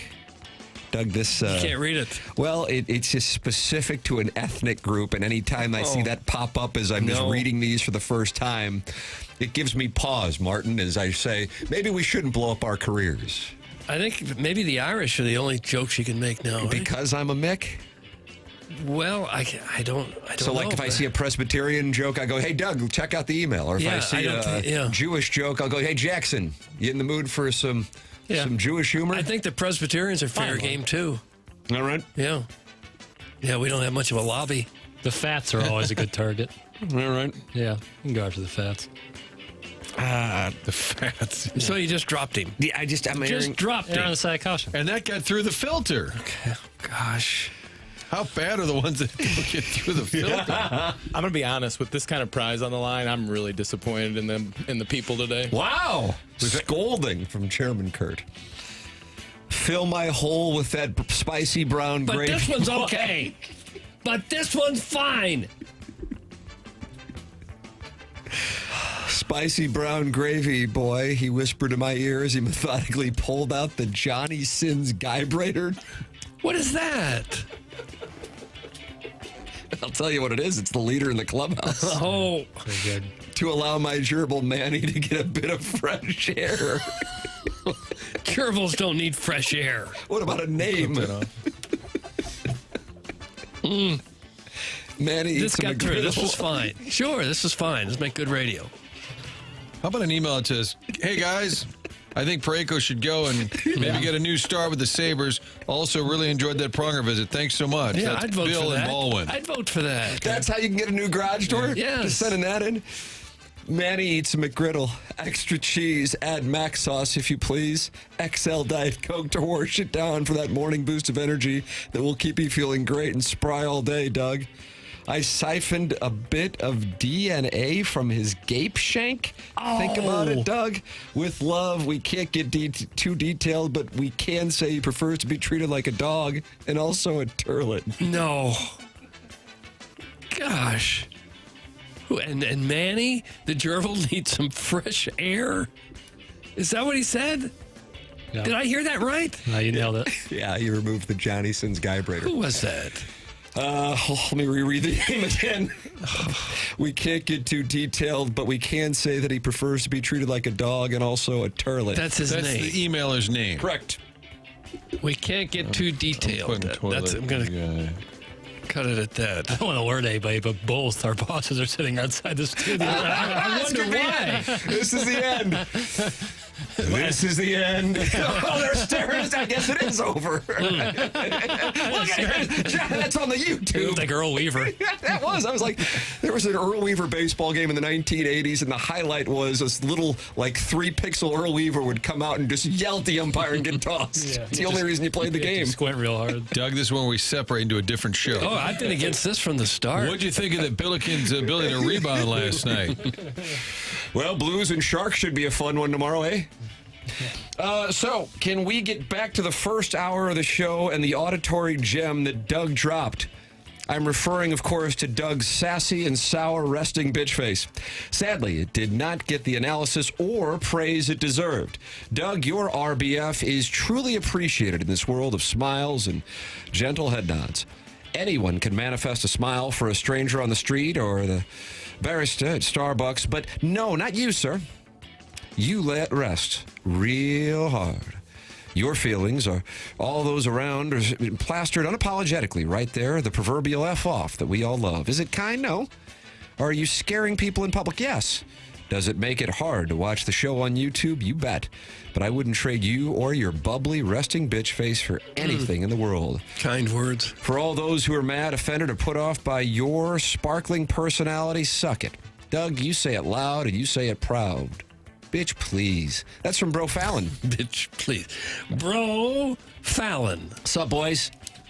I'd like to thank the ones that voted for me yesterday for my first dub and email of the day. Apparently, though, the secret vote isn't so secret when Doug announces who he voted for 2 of the 4 days in the month. Yeah, I'm all about transparency. Do better, Doug. Why, when I ask Doug to call me, it's radio silence, but when Pronger says it, the show drops everything. It's unreal. Maybe when I win $5,000 worth of garage doors, I'll be important enough to drop everything for. And don't worry, Tim, the deal includes you, too. You can park your car in my garage anytime. Wink. Doug, you also clearly don't know what symbiotic relationships are, so I thought I'd help you out a bit. In the animal kingdom, you have barnacles and whales, ants and trees, and bacteria and humans, just to name a few. What doesn't get a lot of coverage and isn't well known is the symbiotic relationship is the food at Quick Trip and Festus Fats. Oh, it's like a moth to the flame when the QT dogs come out and the pizza's ready. Nothing like heartburn at 8:37 a.m. on a Tuesday. Love you, Tim. That's from Average Size Shabangas. Averaged size shabangas. Morning, boys. On this dark and dreary morning, just schlepping the nectar of the BMI gods to the outer belt of Wentzville isn't enough to get me out of the malaise of another rainy day. And then at 7 a.m., a ray of sunshine breaks through the airwaves and gives us all a look at what could be. Tim's voice. Doug's Florida broiler.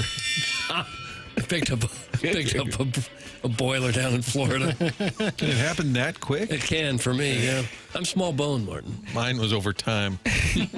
And the other 3, just being. What a treat. Thank you to the dais for that. After a riveting discussion on diss tracks from the early 90s, we got to enjoy rich white men breaking down the world of sports and farming. So us common folk can follow along. Great job. Martin on sniping Pronger. This show is better when you actively participate. Till tomorrow. Adios, amigos. That's from the Heiser House Hooligan, a.k.a. the guy working on the longest streak of non-read texts over a 2-week period in the show's history, standing on 109 texts in a row that haven't been read. Okay. Heiser House Hooligan. Well, you're a real tough cookie with a long history of breaking twink hearts like the one in me. That's okay. Let's see how you do it. Unzip them khakis. Let's get down to it. Okay, Kevin Miller. That's it. You have the emails up? Yeah. You come on with it. Come on. You don't fight fair, but that's okay. Just mess up my hair. Knock me down on top of my vein. I'll get right back up on my feet again. Oh, don't say again. Chumbawamba? You can't say Pat again. Benatar, I think, isn't it? Oh. Pat Benatar hit me with your best shot. What do you think that was, like 83-ish? I don't know the years, Tim. Because I think 82 and 84 is live. I don't know if 85 is. I wouldn't bet a lot on this one. This is a half-unit play. Don't some Canadians say again? Yes, against and again. That's from the first name is Leavid. You ever heard of the name Leavid? Leavid to Beaver. Elton John had Leave on. Leavid is the first name. Then there's a middle initial of N, and then the last name is me. I think it's Leave It in Moi. Okay, Doug, thanks. From Montreal. Spelling it out. I think so. French. Next up. Gosh, there's got to be a good one here somewhere. Before I started listening to McKernan, I couldn't even spell emailer. Now I are one. No. That's from Midge. Midge was a simple little email. Yeah, I enjoy Midge's brevity. And finally, some personal news from my Redditors. I've started a new job, my 5th in the last 19 months. It's tough to find employment when I am not going to be any good to them from 7 to 11 because I am hyper-focused on this show. I decided to assert my authority at the new place on day one by microwaving fish and then standing in the kitchen next to the trash bag of XL free to a good home bowling shirt so people would know that it was me. Passive-aggressive? I'm coming in aggressive, Mark-ass busters. Oh. I guess my point is that I don't like Jackson wearing a Blues hat. I assume, ironically, because he would rather watch Boys in the Hood than Ice Rink Puck. That's from Shooter McGavin, the Vice President of Regular Boys Haircuts. That's what we have. McGavin. For the Design, Air, Heating, and Cooling email today, we will announce our winner after a secret ballot vote at approximately 10:55. And then BK and Ferrario will take over at 11 o'clock. You can watch the program on the TMA STL YouTube channel and subscribe to it. And ideally, we get to 6,700 subscribers because, Doug, now we're at 6,690, and you are on the verge of some gold bullion? Gold bullion. That's how you have to say it. It's the TMA STL YouTube channel where 291 friends are in there talking it over, like Libby Jackie DiCaprio, who now has an Arkansas avatar. Nice. Walrus King, Bach Hog, and John Scores. So that's what we've got in the YouTube chat, and we're here on 101 ESPN. And Jeremy Rutherford, when he lands in San Jose, is going to join us, I think. That's the hope. And Andy Strickland, at this point, housekeeping is up there seeing if he's okay. That's what we've got going on. Yeah, I'm a little concerned. I mean, it's the trade deadline, Strick. Let's go. Let's go. I want you to know that if I ever feel down, if I ever need a chuckle, I think of you texting Ali Marmol, let's go. While he's meeting with Heim. And then instantly makes me crack. And then the response was, meeting with Heim. Like, so funny. How come? And I didn't even. Let's go. I wasn't even that rude to Strickland. Yeah, but the Cardinal manager. So funny. Doug, tell people about Callier and Thompson, where either Jeremy Rutherford or Andy Strickland or both of them will be calling in here in this 10 o'clock hour. Maybe they're calling and talking with Callier and Thompson right now, trying to figure out what they're going to do for their new kitchen.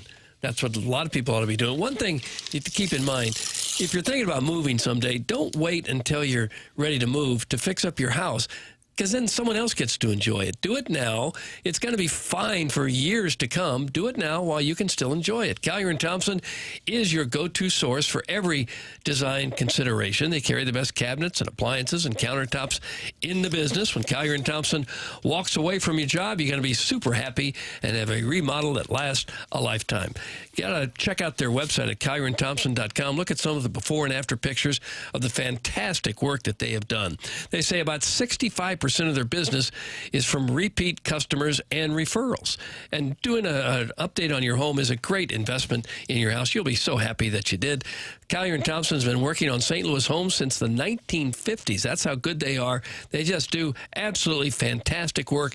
You name the job, a bathroom, a basement, a wine room, a man cave. You want to knock out some walls on the lower level, accent rooms, fireplace walls. They have done it all at Collier & Thompson, and they do it better than anyone in town. Collier & Thompson is on Manchester and Baldwin, next to Uncle Bill's Pancake House.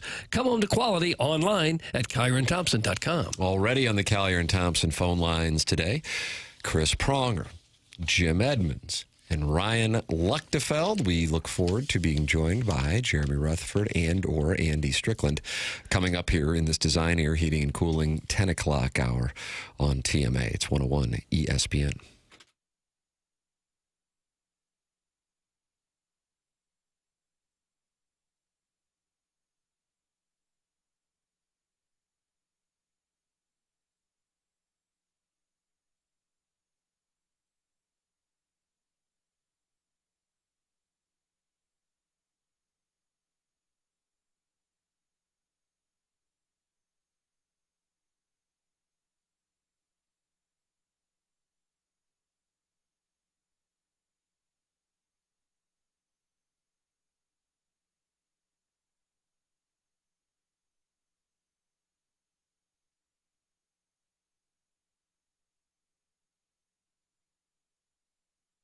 College basketball is nonstop. Big games, tight spreads, momentum swings every night, and now FanDuel is giving you a way to turn that energy into even bigger wins with a college basketball parlay profit boost. Here is how it works. Build any college hoops parlay you like. The early tip, the rivalry game, the ranked matchup, the late night West Coast shootout, and mixed spreads, totals, props, whatever fits your read of the slate. Then just apply your profit boost and instantly bump up that potential payout. Go safe, go spicy, go with the team you've been following all season. It's your parlay, your style, now with more upside behind it. Head to FanDuel.com/local to get started. FanDuel, play your game. Must be 21 or older and present in Missouri. Opt-in required. Minimum 2-leg parlay required. Bonus issued is now throttle bonus boots, pillar tokens. Restrictions apply, including any token expiration and max wager amounts. See terms at sportsbook.fanduel.com. Gambling problem? Call 1-800-GAMBLER.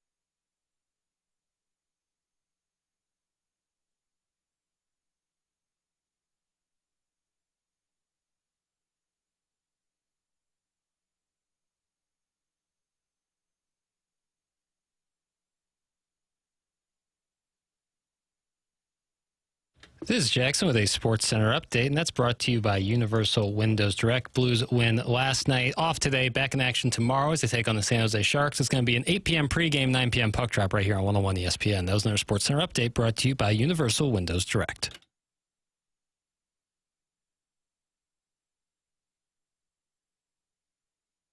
All right, Doug Martin had to go to this onboarding that he's doing. Yeah. Chairman Kurt slides into the dais here in the Stiefel studios in the 10 o'clock hour, but Martin called Little Jackie Papers, loved that rascal Puff. During the commercial break, he has heard from Andy Strickland. So Andy Strickland, the wellness check cleared. And Andy is going to join us on tomorrow's presentation. Jeremy Rutherford is going to join us as soon as he lands in the San Jose area. You think he's flying directly into San Jose? I would think. Probably so. I mean, that's a drive from San Francisco or Oaktown, baby. Oaktown, baby. We gets down, baby, for the crown, baby. East Bay, baby. East Bay, baby. We gets down, baby. Okay, and now I don't even know what we're talking about. Jeremy Rutherford going to be on this Polos Plus dossier along with the winner of the Design Air Heating and Cooling Email of the Day. That's what your 10 o'clock hour looks like. Previously on the program today, Chris Pronger, Jim Edmonds, and Ryan Luechtefeld. We always recommend podcasting, and we podcast via the Schaefer Door Company podcast. Doug, that's Jason Gostrow. He sat right over there, and he said to business owners, why don't you advertise on this show? It builds businesses. And I said, hey, I couldn't say it any better myself. Why don't you? T. McKernan at InsideSTL.com. Jason himself was out to my house once, taking a look at my garage door. He does great work. He's got a staff of people that also do great work, and they're not commission-based. They're not going to try to sell you something that you don't need at Schaefer Door. But if that door goes down, you need help, and you need it immediately. It's one reason why they have that special Monday morning standby service for doors that break over the weekend. And Schaefer Door can handle those big, giant warehouse doors. If you got a business or something, you got big doors, and one of those goes bad, and you don't know what to do. Yep, Schaefer is experienced in those types of jobs as well. They service all kinds of garage doors, and they do new installs with LiftMaster. LiftMaster garage door openers are strong, quiet, and they are versatile. They say they're big enough for any type of job, but small enough that when you call Schaefer Door, you're actually going to get to talk with a real person on the phone. They'll get somebody out there toot sweet and get your garage door going up, get your garage door going down. Ah, yes, garage door. Their website is schaeferdoor.com. You can call or text 636-782-3608. You won't remember that, but you will remember schaeferdoor.com. Schaefer Door is a LiftMaster partner. There it is. Schaefer Door sponsor the podcast. Major recommendation for podcasting today as Pronger was giving us his thoughts on the Parayko decision, which as of this moment, at least to our knowledge, has not been made, but Jeremy Rutherford is going to be coming on with us here in a matter of minutes to give us the latest as he flies from Seattle to San Jose. My guess is Jeremy Rutherford is going to be super, super busy. Let's see. I see Patty Maroon is doing a podcast. Doug, you ever watch Two Goalies, One Mic? I should, but I haven't seen it yet. Pat Maroon is on, and the host asks Pat Maroon if Parayko is going to waive his no-trade clause, and he goes, I don't think so. Why would he? So that's where Patty Maroon is on it. So there's the latest from Patty Maroon. We'll find out here, I would imagine, in a matter of moments. Frank Saravalli, who is a significant hockey insider, literally just posted an article within the last 30 seconds saying, examining the Blues Colton Parayko ripple effect. If Parayko doesn't go, what 7 new names could you find on a trade list if Parayko doesn't go? Now, I guess theoretically, Parayko could say no to Buffalo, but yes to somebody else. But based on the various reports this week, the Blues have been engaged with the Sabres both on Thomas and now Parayko, so it sounds like they are down the road on both those players and have a working knowledge of the players they've identified and picks they've identified from the Sabres that would make sense. For the record, on Saravalli's trade board, Doug, he has a list of players likely to be going. Justin Falk is 2, Parayko is 5, multiple Blues, as you might expect. Thomas is 20, Sundqvist 23, Shen 34, Kyrou 44, Binnington 45. So the Blues are heavily represented in his top 50. Yeah. Well, I guess in a way, time's kind of running out. They got one more day to do this, right? The trade deadline is tomorrow or Saturday? Tomorrow. Tomorrow, 2 p.m. Yeah. So they're going to have to get busy. And I'm sure that the Parayko holdup is not helping things with the other deals, too. I would imagine we'll have an answer on that within the next handful of hours. That's my... And they're probably pressing Parayko to, what's it going to be? Let's go, yes or no? Yeah, both the Blues and the Sabres, because otherwise they got to have plans A and B and C come in for them. So Jeremy Rutherford's going to join us here before we get off the air, and then BK and Ferrario. On tomorrow's program, Joey Vitale, Andy Strickland, Gabe DeArmond. Anybody else? Drops of the week? Ella Reese, maybe? I know you guys have been working on... Yeah, well, we want her take on the deadline. Okay, so we got a full show tomorrow. What does she do? We climbs mountains. She couldn't get climbs Elliot mountains. Friedman. That's actually correct. We couldn't get Elliot Friedman, but we got Ella Reese. No Pierre LeBrun, so we just went to our next best guest, which is Ella Reese, baby. Who's a mountain climber, a mountaineer. Yeah, also does that stair exercise that you see in the gym. I like that exercise, but it's not a Stairmaster. It's different. I do like that exercise. Stairmaster will kick your ass. Yeah, wipe you out real quick. She still posts the Apple Watch pics. Yeah. Doug, does she post? I don't know even who the gal is. Yeah. I need another sports guest like I need another Yellowstone spinoff. Bring on the PP talk. No offense, JR. That's from Doug's prison wallet, and he is not happy with today's show. He says, bring on the PP talk. Yep. Well, we're supposed to be a sports station, right? I think we should probably keep the PP talk to a minimum. Who the hell are you? I don't even know you anymore. Just a straight shooter. That's who you are, but you... also having to be a mark-ass buster. That's correct. I could be the mark-ass buster. No. Thank you. I mean, if anybody wants to bet, I guess I'll do it. Why not? If you want to bet me on the over-under on the 2.5 Blues trades, T. McKernan at InsideSTL.com. Venmo for rolls. Venmo for rolls. I mean, I feel super confident in this, but you know what I could be? A mark-ass buster. It would make all kinds of sense for them to do that. It's just a matter of if they can. It's an obvious statement, but I'm sure they'd love to unload a bunch of veterans, but would you get anything for them at this point, and would it be better to do it in the offseason? I guess that's the question. We'll know within the next 30 hours, I guess, approximately 28 hours. Jeremy Rutherford's going to be joining us. It's TMA 101 ESPN.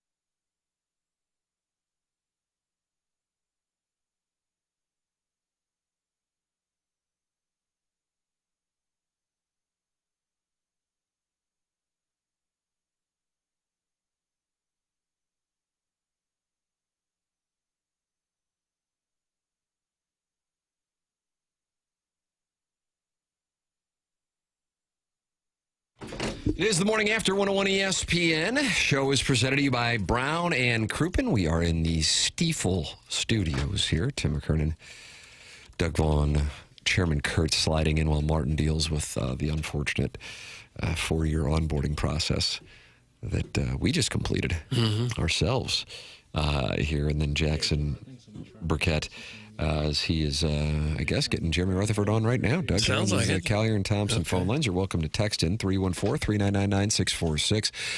Let's see what JR has to say. Just landed in San Jose where the Blues will take on the Sharks. It is where it's all going to go down, though, for the Blues here over the next 26 hours with this trade deadline fast approaching. JR, good morning. Two-parters, Timmy, two-parters. Yeah, two-parters coming in fast and furious. Well, what do you got? Any news on Parayko's decision? Not as of yet, and that's checked on in the last half hour. No update, officially. I can tell you what people have probably, seen by now on social media. I tweeted last night that Colton Parayko was, in fact, at the game.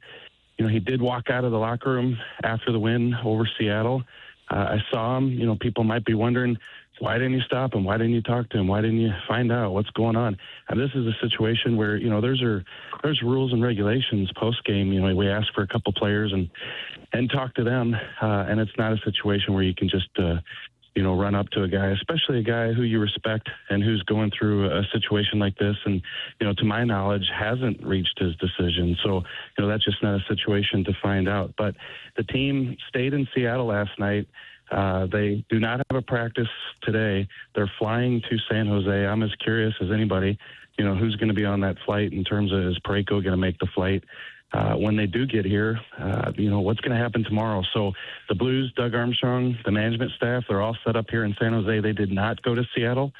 So they're here bunkered down in San Jose, ready for tomorrow's trade deadline. And, could be a busy one still. I think even though the Parayko trade may not happen, if he invokes his no trade clause, I still think that there could be a lot of movement. So with specificity to the Colton Parayko situation, are you under the impression from talking with your sources that Parayko needs to make a decision before the Blues will make moves?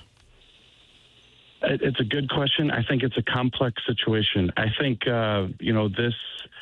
this begs the question of, if you're the Blues, how soon do you need to go to the player and ask to waive the no trade clause? Because now it does somewhat put the Blues in a little predicament if Colton Parayko takes his time. Now, people have been asking me, how much time does Colton Parayko have? There's unlimited time. Tyler Myers took a long time before he decided to go to Dallas. There's been other cases of that too.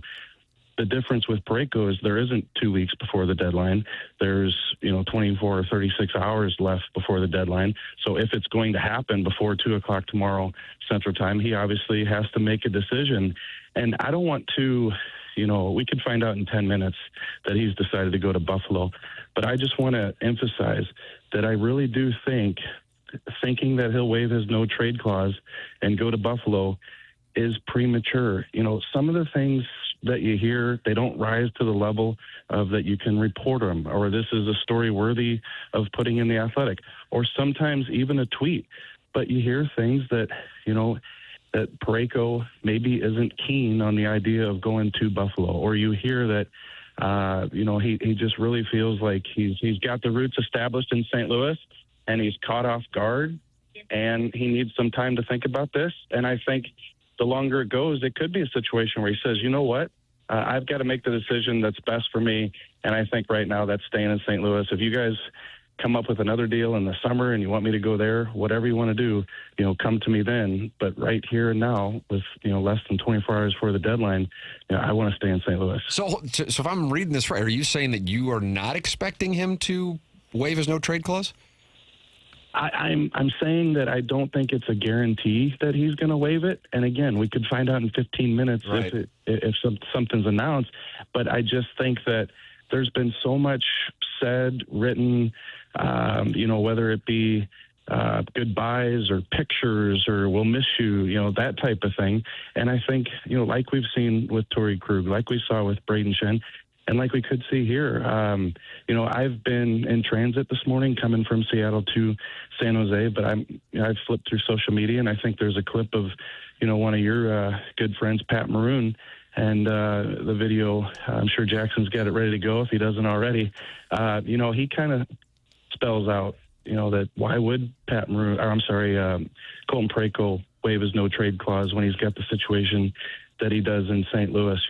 His girlfriend has strong roots here in St. Louis with Emo's Pizza, being from the area. It's just a lot when you find out yesterday afternoon that the team wants you to move for the first time, and you're going to tell them less than 12 hours later, yeah, it's okay.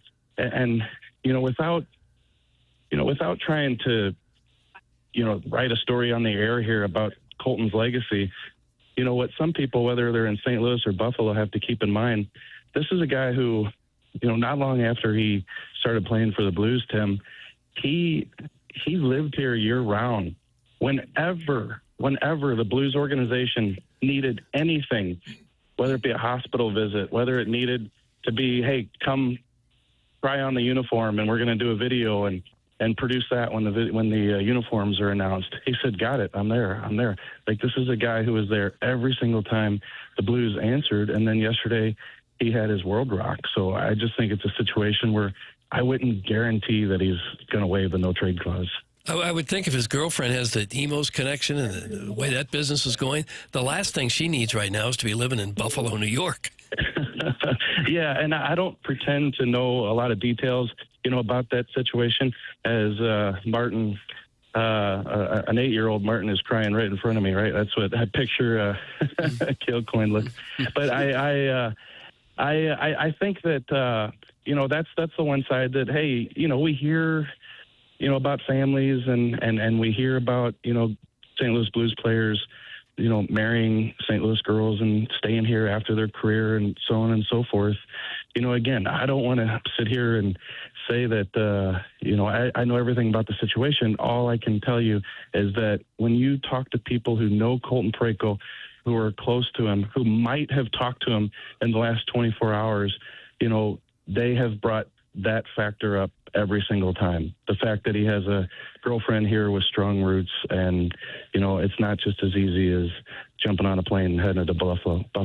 And the reason you fight to get that no-trade clause in your contract is for this very moment. He earned that, yeah. So why would anyone hold it against him if he decides to say, no, I'm not going anywhere? Yeah, that's true, and I'll add this to it. I'm not trying to say that he could have gotten $9 million on that contract, but when he signed that deal, I was pretty surprised. And I know there were concerns about Colton Parayko a few years ago, and he had the issue at the back and missed some time, and then came back and struggled a little bit. But $6.5 million AAV for a number one, shutdown defenseman who plays 23 minutes a night, 6.5 AAV is a low number. And so what happens is, hey, I'll take that AAV, let's negotiate the rest of the contract like they do. And yes, I want the no trade clause. He wants to be in St. Louis. So I spell that out, Doug, because, he earned it not only with his play, not only with his commitment to St. Louis, but taking the contract that he did at that time. The no trade was part of it, and this is what he gets to decide. But then it's probably pretty awkward if he says, no, I'm not going, and then he's got to deal with a GM and a coach who are ready to see him go somewhere else. The whole situation's kind of uncomfortable now, isn't it? Yeah, the problem here is with the fact that it's public that the Blues are trying to move Robert Thomas, and now what's happened with Colton Parayko, there kind of is no really going back. Like, could we be doing this show in 3 years and talk about Thomas and Parayko still being part of the Blues? It's possible, but it's highly doubtful, because what's going to happen is, if the Blues, let's say they don't trade a Thomas by tomorrow, or, the Parayko deal doesn't go through, he invokes his no trade clause, it's going to be a situation where this summer it's going to be revisited, and they're going to come up with another deal, maybe the same deal, it's just, a few months later, and figure out a way to move Parayko and or Thomas and others, because this is the direction they want to go. And then with that, Parayko will have had a couple months to decide. It's a new destination. Maybe it's a new team, new city that they're asking them to go to. But at some point, because of, the way the Blues are headed, this just seems obvious that most of these aging veterans with some term on their contract are going to be gone. JR, did you get a chance to talk away from the mics, not violating the off-the-record code, but with any of the players or any of the organization on what really is a pivotal moment, I think, for the organization? I was listening to Chris Kerber and Joey Vitale on the Curbside podcast coming in to the station this morning.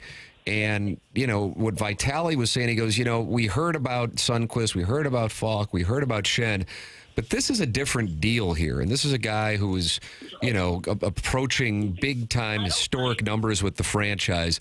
This is a different caliber of player when you're talking about Parayko, because this wasn't on the radar. In other words, are there some players who are surprised or disappointed to hear it, or anybody in the organization who didn't necessarily want to go and say it for a quote or on your mic to get a vibe on any pushback on this? Yeah, and I did talk to, I'll just tell you, I talked to Braden Schenn a little bit last night, 30 seconds, but it was a situation where I asked him about Parayko, and, he didn't really want to comment on the situation. And I think, as you tried to talk to players about the situation that the Blues are in and the trade deadline and that it could be anybody, it's kind of been a tough couple days in that regard, because sometimes you don't know that this is how it's going to play out until a week or two before the trade deadline. But Blues and the players and the fans have known this for months now, right? And so, I think everybody just can't wait to get through it. But in terms of Parayko, you're right. And, it's our job, my job, to prepare fans for players who may or may not be traded. And I'm sitting there at my computer with the cursor blinking, and I've addressed Thomas, I've addressed Falk, I've addressed Schenn. And in my head, I always got to Parayko, and, you make some calls, and people say, yeah, I don't think so. He could, the young defensemen that they're bringing in are still a few years off. Parayko can kind of help bridge the gap till you get to that point. And also, you make some calls and you find out that, no, they've heard nothing, their camp, in terms of the Blues wanting to move them. And so, you don't touch on it. And I think that, should you have in hindsight? I suppose, but I just think, like you said, that this one kind of came out of left field. And I think, knowing that Colton Parayko was likely caught off guard by it too, I think that, few people who even follow the team, around the team, or are involved in these matters were thinking that the Blues would try to move Colton Parayko. I mean, it makes sense and it fits with what they're trying to do, but he seemed like a guy who might escape the plan. But, Doug Armstrong, Alexander Steen mean business right now, and trying to get Colton Parayko to waive. It's a huge surprise, but I think that it's one that I didn't think needed as much attention as we see that it needed now. JR, we got 60 seconds. I know you are super busy. Robert Thomas, Jordan Binnington, anything new there?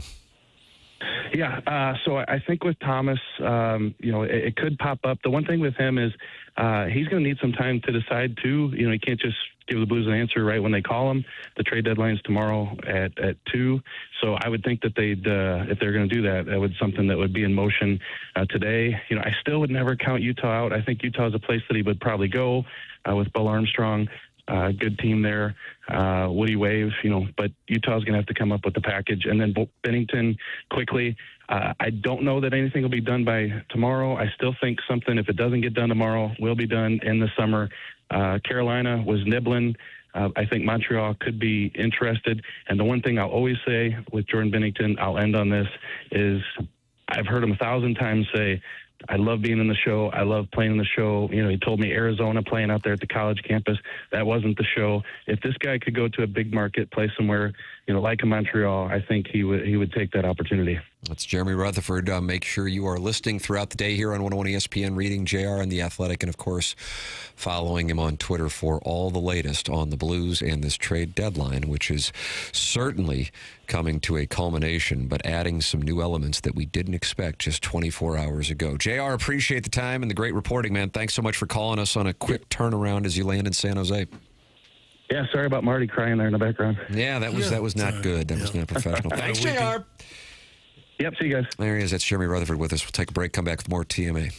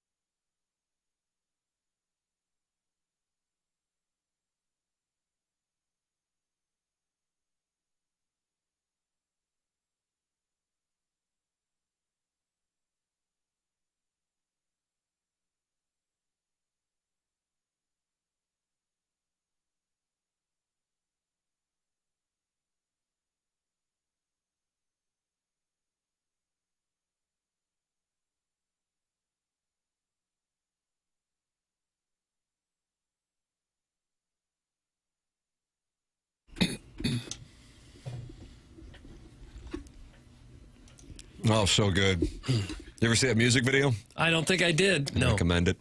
It's TMA 101 ESPN and the TMA STL YouTube channel. Tim McKernan, Doug Vaughn, Chairman Kurt slides into the dais when Martin deals with the onboarding and Jackson Burkett on the ones and twos. Go back and podcast today's presentation with this Blues trade deadline being the lead today. Chris Pronger wanted us to call him to be on the program. He said to Martin, call me. Jim Edmonds was with us for an all-encompassing conversation. You like that term, all-encompassing? I'm okay with it. I'll let it go. Ryan Luechtefeld on the Billikens in senior night, and Jeremy Rutherford just landing in San Jose. He was with us yesterday, or 2 days ago? Yesterday. Thank you. And, yeah, he's on the phone yesterday, that's right. And with all this news going on. All right, Doug, my read from JR, he's as close to knowing Colton Parayko is not going to go to Buffalo without absolutely knowing it and can't say it. That was my read walking out of that interview. Thoughts, concerns? Yeah, I'm kind of the same way. If he has such a strong connection to St. Louis, and he started playing here in 2015. 11 years, Jack. So at this point, he may have lived longer in St. Louis than he has anywhere else in his life. This is his home, and he's got the strong connection.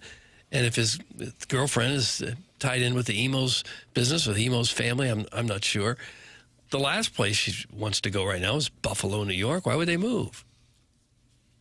That's what Patty Maroon was saying. Yeah. Did you pull that? I saw you moving around when JR brought it up. Let's hear what Maroon was saying. I don't know. This There morning. might be curse words in it. I have yet. Well, we already dealt with that with Edmonds 3 times. No. We'll battle through it. Yeah. Awesome. Are you the St. Louis Blues insider for this or what? What are you hearing from the Blues here? We could use your input. Is Parayko going to wave?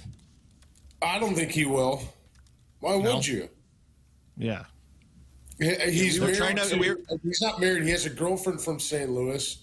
Have you guys ever been to Emo's Pizza? He's dating an Emo's girl. I mean, he's ties with St. Louis. Yeah, that's good insight right there. Feel like, that's a lot on a kid. They're in Seattle. You have to wave it. Like, he doesn't play yesterday. He's at the rink. Like, maybe let him go home first and decide and, like, kick. You have a full another day. Like, maybe fly him home. Hey, go home, see, like, what your thoughts are, and then. Patty, what do you think about him too? Like, knowing him as well as you do, and I know him from a distance, obviously, but like the nicest fucking guy in the world. Oh no! Say this is no! Okay. I was afraid of that. Doug. Oh. Well, tonight I'll probably do it with the 8-year-old right after school. I'll pick him up. Get him out of school early. Yeah, because he's going to hear about it from his mates. And then maybe with the 4-year-old. Yeah. You may not even be able to go there with him. Just wait. Maybe this will all die out by the time he's old enough to understand. Well, it sounds like everybody's kind of leaning towards why would he go? Yeah. He's with the Emos girl. Yeah. He probably gets all the free pizza he wants. That's what Patty Maroon had to say. That's insight right there. Mm-hmm. What's up, Patty Maroon? Breaking it down. And what are the chances there would have been an F-bomb and it wasn't from Maroon? Yeah. That would have paid 10-1. That was surprising. Yeah. So we just shut it down at that point. Now we're not going there again. I can't. I have to listen to it in full, and we don't have time. All right. Don't snip at me. John Score says we're done. He says, well, the show had a good run. Yeah, I guess 22 years. I hope it didn't go out. It's not bad. I dumped it. Okay. Guess I'll just go on YouTube tomorrow. So we're gone?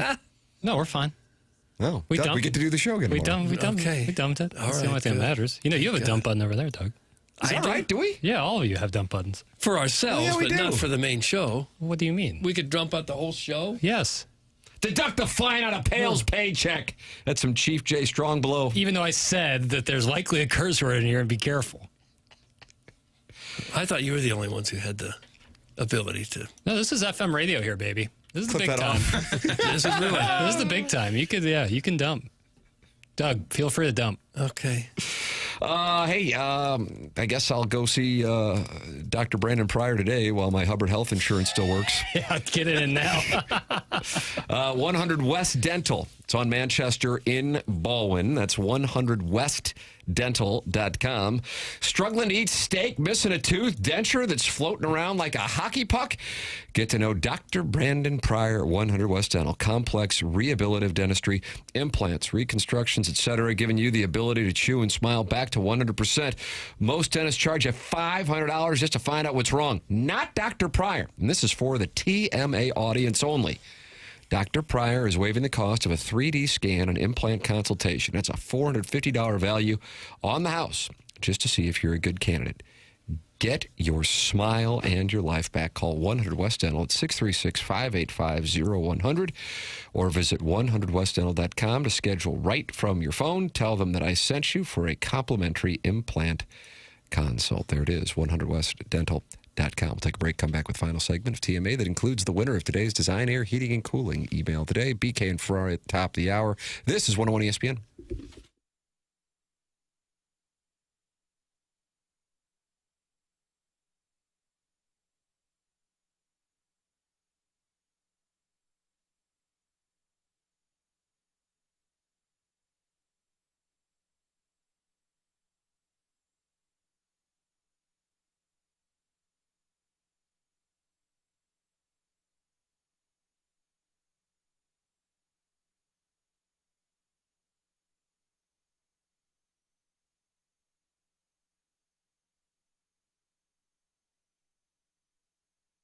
A Tullamore Dew Irish whiskey toast for this year's St. Patrick's Day. Here's to making a big whiskey in a small town, to a triple blend of spirit, but a single purpose of community, and to the friends in our lives, not the likes in our phones. A genuine toast over a round with your favorite people. That's one of my favorite things to do, especially around this time of year. The weather starts to get a little warmer. Love that St. Patrick's Day parade. Gather up some of my favorite people, get a little Tullamore Dew Irish whiskey, pour it up, and we have a toast to good health and good friends, because that's what life's all about. It's what Tullamore Dew was built upon. Celebrate the holiday this year with an official sponsor of the St. Louis Dogtown Parade, Tullamore Dew Irish whiskey. Triple blended, triple distilled for the ultimate balance and flavor. Tullamore Dew Irish whiskey, 40% alcohol by volume, imported by William Grant & Sons, Inc., New York, New York.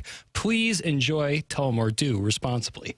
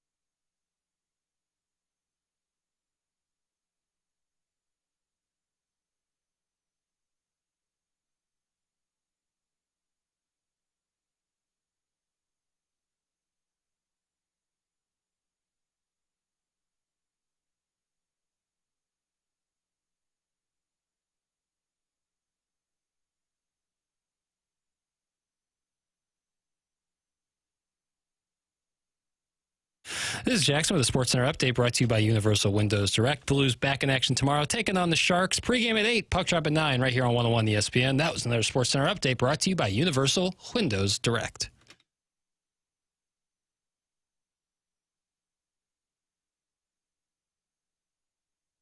It's Team A 101 ESPN. Big program today. Recommended going back and watching it on YouTube. Doug, we're at 6,690 subscribers. You're approaching the gold bullion. That'd be sweet. If you can get to 6,700 by tomorrow, you get that gold bullion bonus. BK and Ferrario coming up. I'd podcast this one. Chris Pronger, Jim Edmonds, Ryan Luechtefeld, Jeremy Rutherford, just in the previous segment live from San Jose, where Colton Parayko has not made his decision as the Blues get ready to fly from Seattle to San Jose. And JR is on top of that story.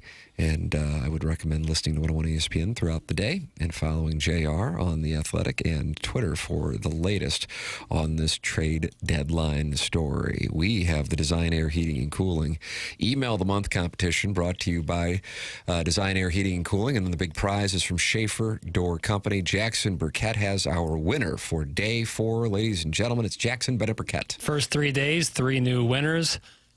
That trend continues on the 4th day with the Heiser House Hooligan taking the Heiser House Hooligan. Wow. Okay. Isn't he the one complaining that his text never get read, but he won an email of the day? I think he did some whining, yeah. Wow. How about that? Upset, you'd say? A little bit. Okay. Yeah. We've had a lot of, the votes have been very spread out so far this month. There's been, a lot of just single issue voters, really. Congratulations to the Heiser House Hooligan. Nobody with 2 wins just yet. You can always email in, even on the off hours. The morning after at InsideSTL.com. Anything for my podcast, which includes anything. T. McKernan at InsideSTL.com. Anything is welcome on that podcast. TMCKERNAN at InsideSTL.com. BK and Ferrario coming up next for Jackson Burkett, for Chairman Kurt, for Martin Kilcoyne, for my brother Kevin, for Douglas Elvin Vaughn. I'm Tim McKernan. This has been The Morning After, presented to you by Brown and Crouppen on 101 ESPN from the Stiefel Studios.